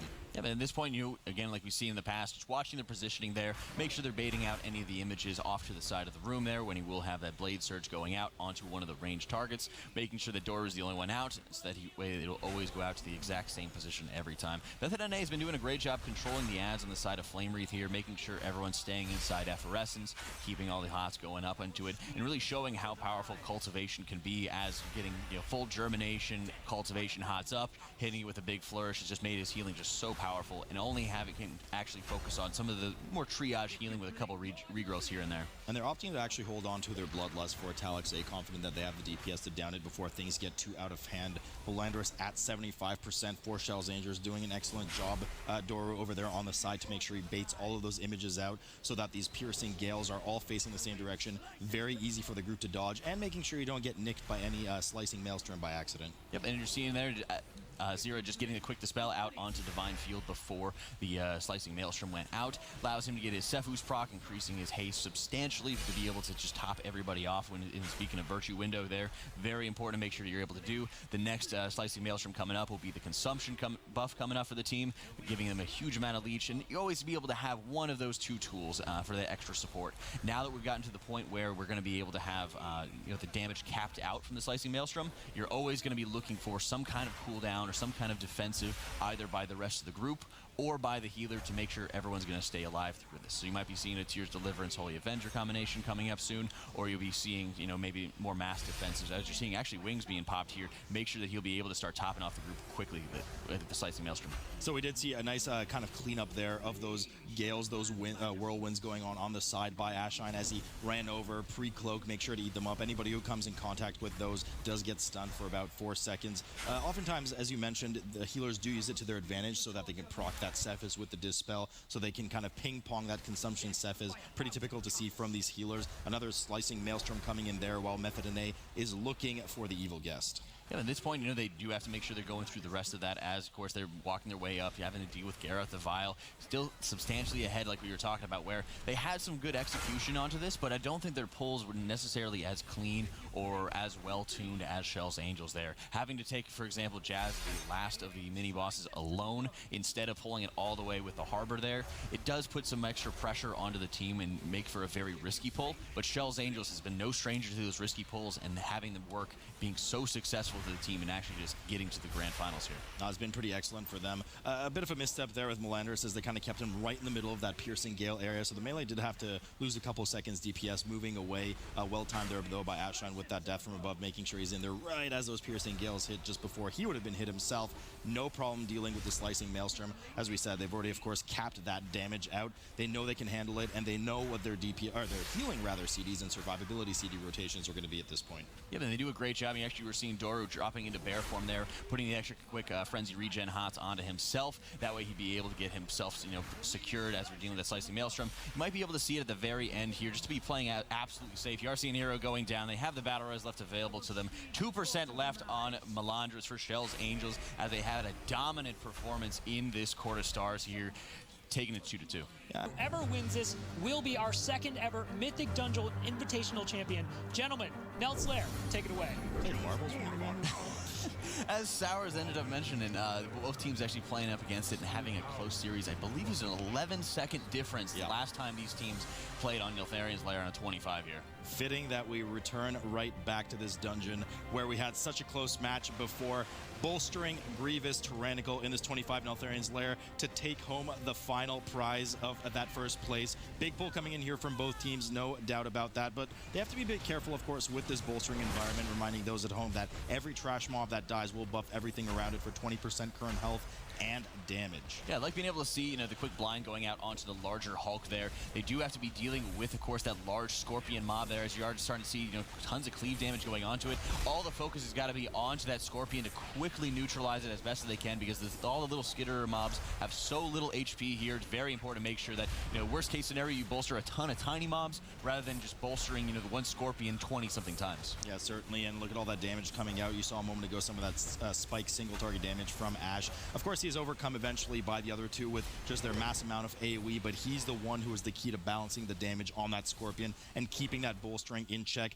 Method and 9% on the board as they pull some more of these small crawlers, the skitterers on the side, DPSing all of them together, as we did see one of them get CC'd earlier, so they can deal with the kind of medium mobs first and then combine all these smallies together, keeping an eye on their HP. And they're doing an excellent job as they're grabbing, of course, the Crocs and, of course, the Hulk that they have to be dealing with here. Very, very strong single target focus. Again, is going to be that priority, or they'll be able to actually get the extra focus onto them. But there's tons of damage here going out as we have some of the more lethal mobs here to have to worry about. Yeah, that Hulk does a ton of damage. We saw Divine Field proc his perk there. LOH did come out, if I'm not mistaken. Oh, actually, no, it didn't. It was just a huge heal that came out to heal him, but it was just too little too late. Unfortunately, that perk won't be available for a while.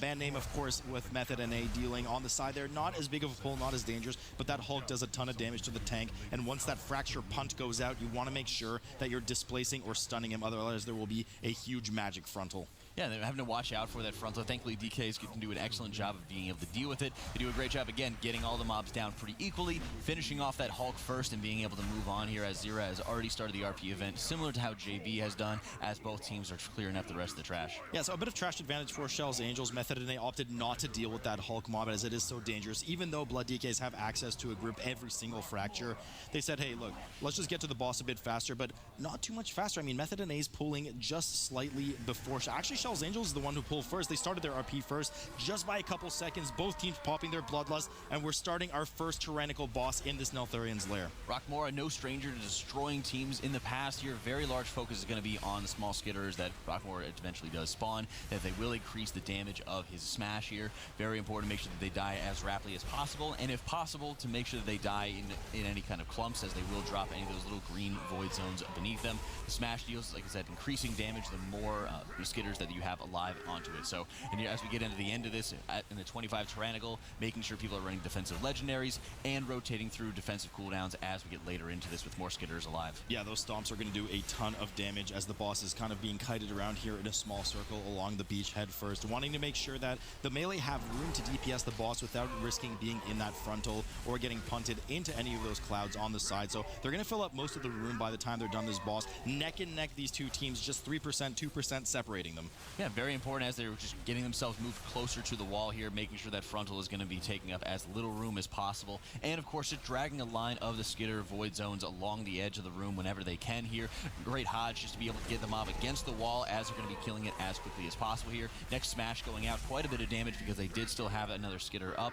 At this point, you're going to start looking at, extra external cooldowns being used, maybe taking advantage of, Divine Shield if he's able to, because at the same time, depending on how large of a pulls they want to go into the future, they might really have to hold on to Divine Shield or Blessed Protection. Band name, of course, finding himself between a rock and a hard place there on the side. It starts to curl and U-turn out of it as they slowly start to kite the boss in the direction of the exit for the area. Getting solo there, Shell's Angels, with that recent stomp. No deaths on the board. We do have the Grievous, though, making it particularly daunting for healers to catch up on healing after that spike damage, adding those increasing stacking stacks up to 5 once you dip below that 90% threshold. Always important to make sure that Virtue is prepared on the side of Zira, and then just that JB is going to be able to have at least a line of hots out onto the group to be able to quickly prop cultivation and then get a nice wild growth follow-up to get the group back topped off here. But it is going to be that extra pressure again on the healers and maybe consume a little bit extra of their DPS time that they otherwise would just spend just dumping into the boss here to get everybody topped off and clear out the last of those green stacks. The two teams just trading the lead back and forth, starting to pull ahead Method and A here by about 4 or 5% as they were behind 2 or 3% before, showing a bit of superiority with their single target damage, not far behind those Shell's Angels.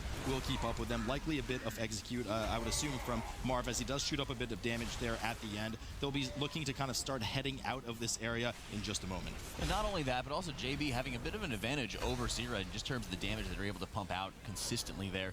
We're seeing, JB popping, of course, into Capform and be able to pump out a little bit extra DPS here. It's an aggressive move going into Feral Affinity on 25 Tyrannical, but at this point he's done such an excellent job of being able to know when he's able to play aggressively enough to just really start getting some big damage out. And Method chooses paper and downs Rokmora as they head over to the barrel ride down the river.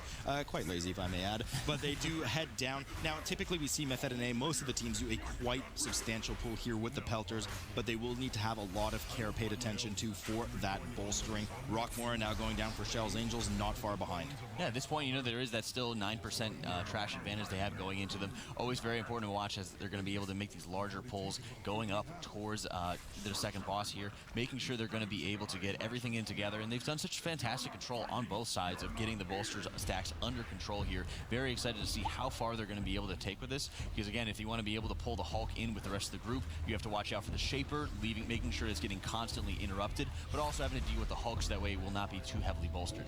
Huge pull coming out here of Method NA. Great pull by Bandname, grabbing everything together, getting the damage that he needs to get to hold thread, and immediately taking that Warlock portal out of range to make sure that those Pelters and of course the Berserkers are unable to throw discs and of course do that avalanche on the rest of the team, keeping everyone healthy and safe, especially those unfortunate poor squishy Windwalkers that tend to lend themselves to a lot of that cleave damage. A bit of bolster going on there, wanting to make sure that he drags the Hulk just out of range enough so that none of those bolster stacks hit the Hulk. Yeah, they did a fantastic job. I was really worried about how close by they would be to the Hulk to be able to get the positioning there, but they're doing an excellent job thus far. Got to make sure they're able to kind of stay on top of the Hulk on the side of Shell's Angels, because he is quite close, as all of those other mobs are dropping incredibly low. They might actually have to stop damage to be able to get the Hulk out in time, because lots of bolsters are going out onto the Hulk on the side of Shell's Angels there, which are just going to take an immense amount of time to be able to get down. I was really worried about the proximity there. Yeah, so that was just a bit too close for comfort right there. Unfortunately, does get a couple or 2 or 3 of those bolster stacks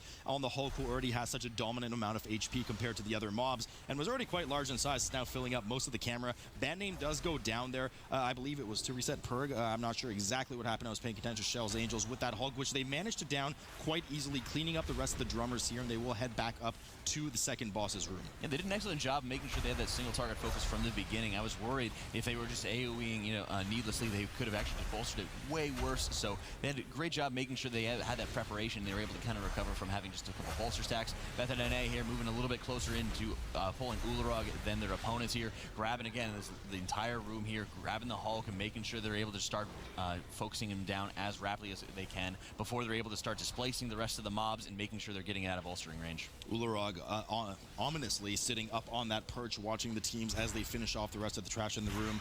Following suit, Shell's Angels will do their AoE pull in the middle of the room, getting that leg sweep and beam down right away, wanting to make sure none of those Shapers bolts, the stone bolts, are hitting any of the players. Will do a pretty devastating amount of damage, even in this tyrannical setting. Does as much damage as possible, and Divine Field will start kiting back, as we saw Method NA do, as they finish up just the remaining Hulk, which was pulled out of range for the same reasons we saw in the previous pack, wanting to make sure not too many bolster stacks hit it. Do an excellent job here making sure that they're able to get the Hulk down extremely quickly here. They probably just completely switched to the rest of the mobs here, as you are seeing them do.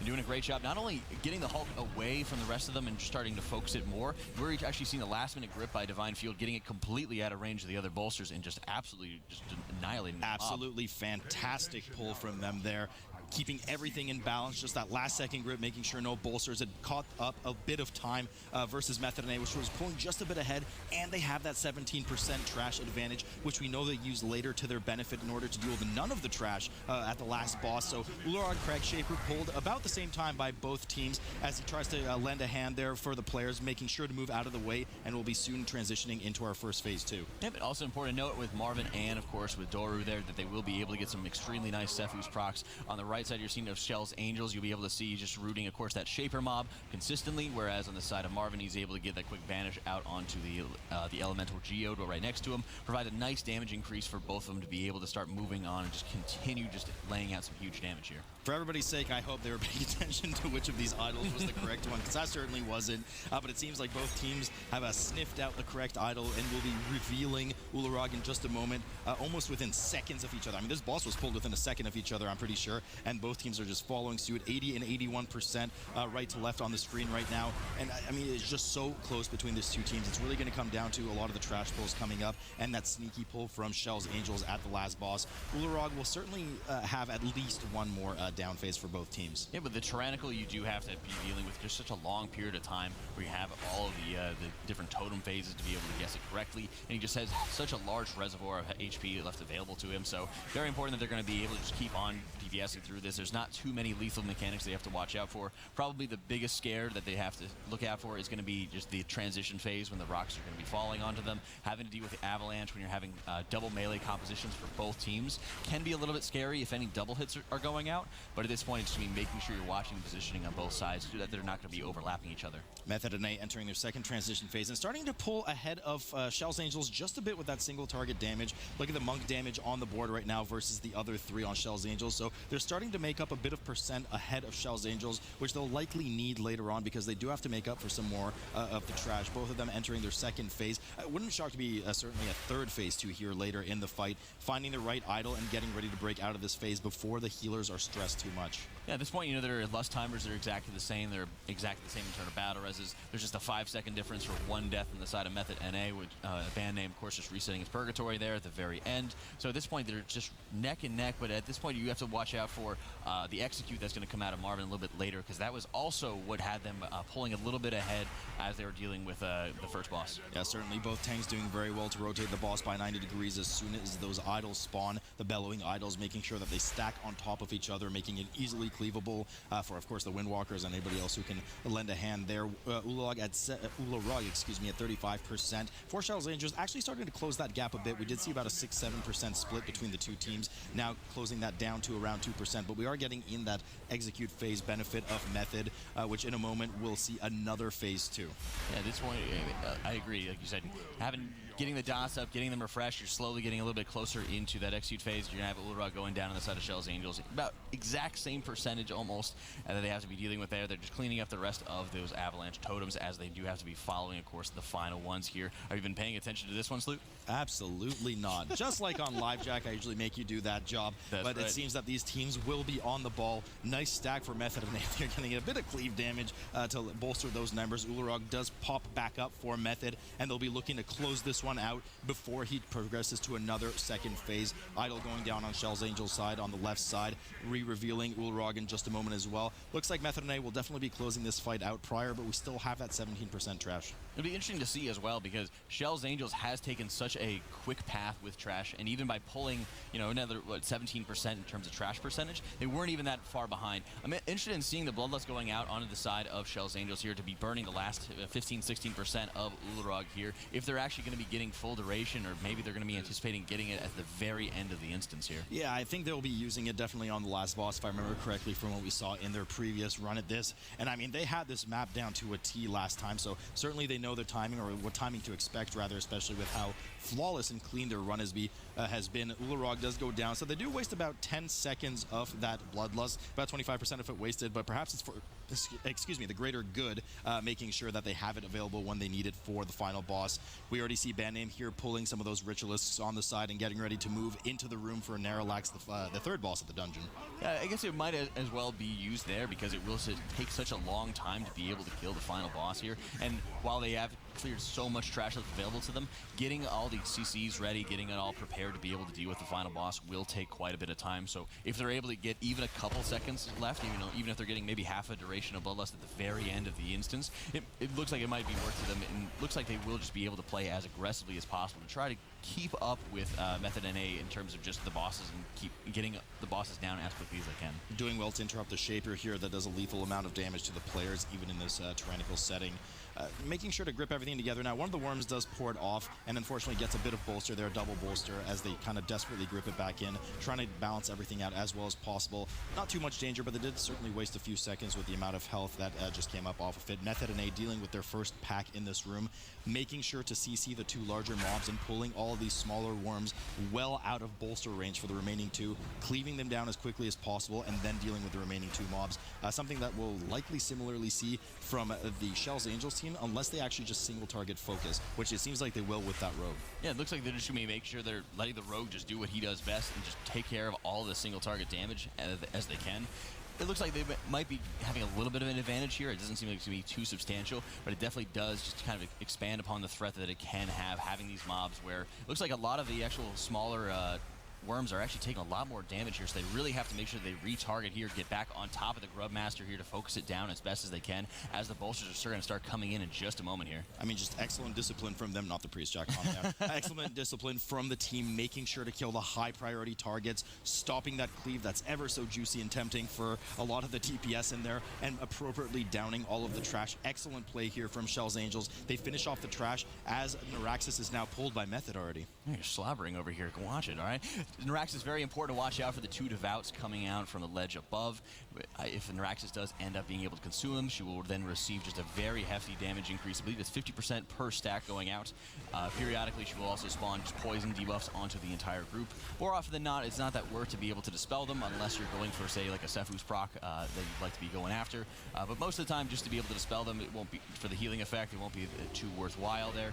So at this point, you're just going to be healing through those and focusing any of the targets as, of course, Naraxis will spawn a couple spooge pools that will then slow the tank as it's getting dragged back in. The old spooge pools, of course. Now we do see the ever so dangerous Viz'adums popping up on the left side of the screen for Kjell's Angels. We did see them do this before. It's to benefit the extra single target damage that they can pump out by having extra mobs in melee range. Now, these aren't too dangerous for really anybody else in the group except for the tank's extra damage on top of the already hard-hitting tyrannical boss. But if they can pull it off, the amount of single target damage they gain should well be worth it, as we can see the rogue starting to skyrocket above the rest. Yeah, very important to always watch out for, like, again, Doru's passive cleave with Starfall, making sure you try to keep it out of the way of the boss there. That way you won't be too too harmed in terms of single target rotation there. We're going to see a little bit of that cleave damage going on to it, so there still will be just a huge focus to make sure that any of those mobs are just going to be able to just live as long as possible, because the bolster threat is incredibly high there.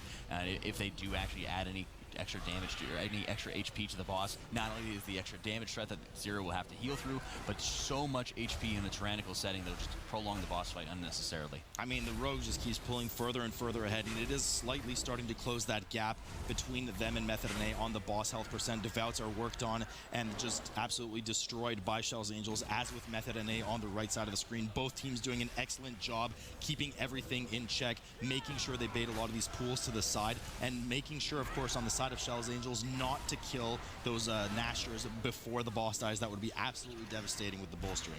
Yeah, that 47% here to Method's 35 as they're going out through this. Very important to note, that Method is not going to be able to have any extra little cleave damage going on to it, and this has kind of shut down some teams in the past or made them change their strategies, as we've had some dungeons changing going into the LAN tournament here, where previously, everybody was more than happy to be pulling, extra mobs into the boss here. But when you're having that extra focus, for example, where they have to make sure that they're going to be able to deal with bolstering as best as they can, even in a situation like this where it can potentially be, changing how Divine and maybe how Doru are playing in terms of using less heart strikes or watching out for when they are actually able to use those heart strikes. It's so cool to be able to see those changes in strategy. And Method is certainly holding their own as they reach that kind of execute phase for the Warlock. Should he be taking advantage of it? And, they're keeping that 9 to 11% distance ahead of Kjell's Angels, regardless of that rogue getting so much extra single target damage from those mobs on top of it. Method doing an outstanding job and an outstanding amount of DPS on Naraxis as they start to actually widen the gap even more, getting ready to down the third boss and desperately move into the fourth room, because they still have that 10%, actually what will be 16% amount of trash to make up, because Kjell's Angels will end up at that 100% once Naraxis dies. It'll be interesting to see how much time that they're going to get on the side of Kjell's Angels for Bloodlust as well, because again, Method NA is holding on to it for the last boss. They know they're going to be able to have it at the ready when they need to. They still have a lot of trash they have to clear out there, but I don't know if Kjell's Angels is going to get a great uptime with 3.5 minutes remaining before they're able to get Bloodlust back. Method NA, of course, jumping down the wormhole, not to a different galaxy, rather just to the lower area of Neltharion's lair, where they will make up the remaining 16% of the trash that's required. They can't pull, I mean, they can. It would be quite dangerous to pull any of the Scorpions along with the boss. We're seeing a double pack pull here for Method NA, gripping the 5 mobs together to get most of the percentage that they still require. Kjell's Angels has also now downed Naraxis, finishing up the last of their trash, and we've seen the trick and the kind of pull that they do here on the final boss of the dungeon. They'll move up, CC everything, pull it to the side, the rogue will vanish, and they're going to work solely on the boss without killing any extra trash. Yeah, I like being able to see the kite coming out on the side of Band Name here,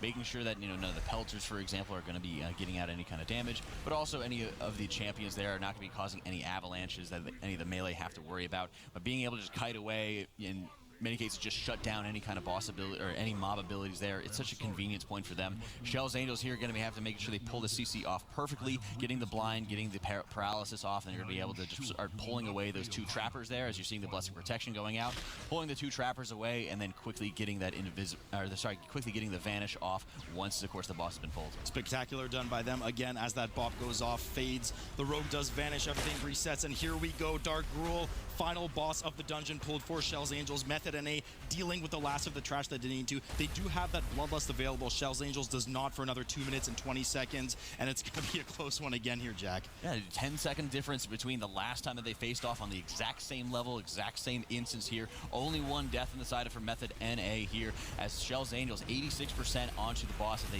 first get their first Crystal Spike out onto, of course, the Berserker, or sorry, onto the larger mob here, getting the extra damage buff onto him and be able to take him down so quickly here. The Charskin. Yeah, no, I'll accept your apology. Charskin absolutely melts. Any slip up here from Shells Angels, and they will easily get punted into some of the Scorpion trash that they left up. They have to play 100% accurate here. No room for error. Landslide needs to be pointed away by the tank at all times. You want to make sure you don't get punted by the swirly from the crystal wall spawning. You may want to make sure that you don't proxy the pack by accident as you hide for the Molten Rage here as well. The Magma Wave, excuse me. Method NA has also pulled the boss. 89% for them. Getting ready for their Bloodlust at any moment, I would assume, as it is available to them. 90 seconds left on the Bloodlust for Shells Angels, separating them by 15%.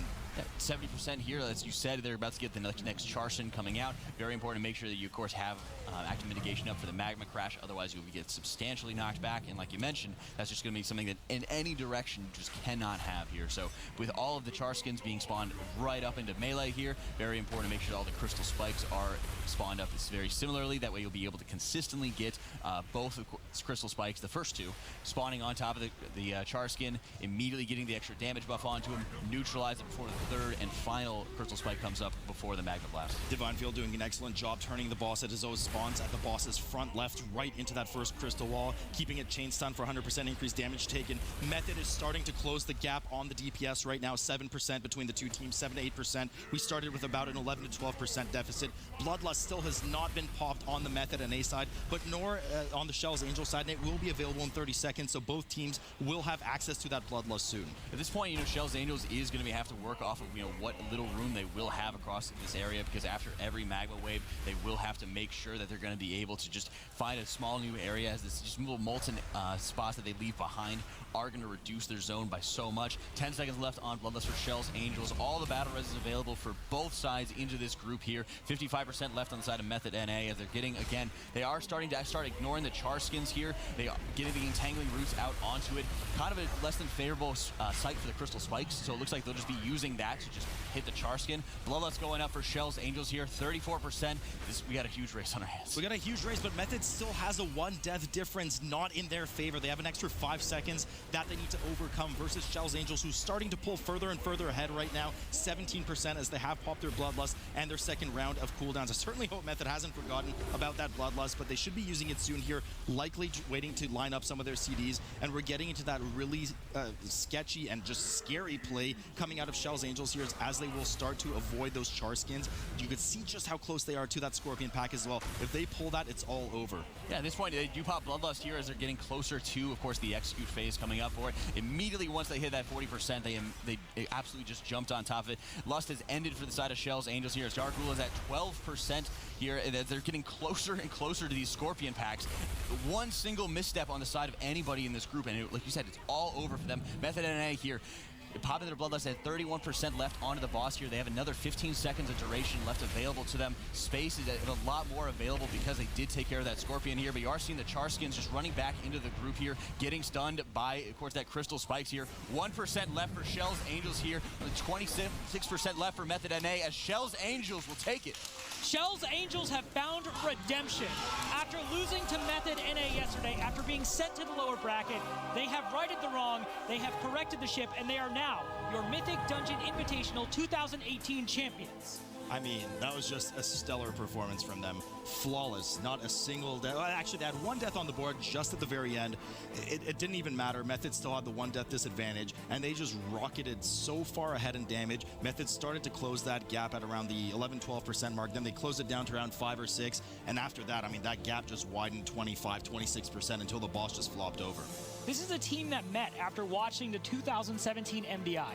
Got together looking for group, pushing keys higher and higher, trying to build a team that could compete at this level, and they have done exactly that. They are an unsponsored group of friends that have come together and taken this tournament. They've done an incredible job here, and like you were saying, the execute, which was consistently kind of pushing Method NA ahead on so many of the bosses, just wasn't quite enough for them, and Shells Angels just got such a great job being able to come through this tournament as largely an unknown.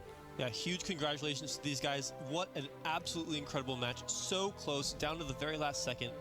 Flawless play from them until the very end. We did see they had that one death, which they had yesterday as well. But now they are being knighted by Nagura. What an honor that would be to have. I'm sure everyone in Twitch chat is very excited to see this. Perhaps next year one of you guys in Twitch chat can get knighted by Nagura as well. I mean, Rich is there too, obviously, part of the ceremony, so it's a double-edged sword. But I do want to point out, this is a team that yesterday, they had that moment where they didn't look amazing, do look amazing today. Rich is standing by in his jacket. Rich, get that interview going. My goodness, I mean, history has been made. The first ever MDI LAN. You guys are going to come out on top, and you're going to do it against a team that sent you to the lower portion of the bracket. What on earth is going through your minds right now? Everything. This is kind of crazy. We were, last night we were a bit gutted. We didn't feel like we necessarily played our best yesterday. So we just said to each other this morning, right, this is it, make or break. You come in, you play it, we smash it, and we did it, boys. Yes, we did. The question is, when you saw Nels as that final pick, what was going through your mind? Obviously, already a map that you guys had to deal with, and you dealt with it well. Then the way that it shakes out, being a best of 5, that is the last map. You know it's going to end it. What do you think when you see Nels? I think we were just a bit, not necessarily concerned that we'd run out of our sort of pocket picks, but, the vault had gone, the cost had gone, the maps that we'd shown we could do, and we just thought, what are they going to bring here? To be honest, we were kind of worried it was going to be the Moss. Like I said to them in the bathroom, just don't do that. Whatever you do, don't do that. And thankfully, wherever they are, they didn't. So cheers, guys. I mean, that was a big thing. I feel like walking around the arena, there were quite a few times we could hear you guys going through these very, very intricate strats, and that was the theme for you guys in this tournament. You would always go big. You would always go for these plays that we knew mistakes could happen, and all of a sudden you could just find yourselves very behind because of it. But if it succeeded, you would come out on top. What was it like to compete in the tournament in that way, in such a stressful way, really needing every tiny detail to go your way? I mean, nerve-wracking, but to be honest, that's the Angels. We go big. If it doesn't work, then we recover and we pull it back. And yeah, this happens. That is right. They are your champions. They did it in style as well. History has been made. At NA, and I gotta say, you see the players socializing there. You see they're all friends after, and I think that really sums up what the Mythic Dungeon Invitational did. That in honor of Coach Mitt, I will be playing a human paladin in BFA to celebrate my good boy Coach Mitt. Prizings there, absolutely. It has just been, like you mentioned, such a new program to it, having just the second Mythic Dungeon Invitational, having such a hyped up event, but also just showing the growth in terms of how well these teams have been able to perform here. The dungeons have been closer than we've ever been able to see. We've been able to have such phenomenal performances out of these teams where, even just balancing everything on the razor's edge, if one of those teams would have wiped or had an extra death or any of those things, they would have just completely given the favor to the other. Yeah. All right, well, let's talk about BlizzCon real quick, as there's also more story to go in 2018. At BlizzCon, the Mythic Dungeon Invitational All-Stars event, these are the 4 teams that have qualified. We have 2 teams from Europe, 1 team from Asia Pacific, 1 team from North America, 2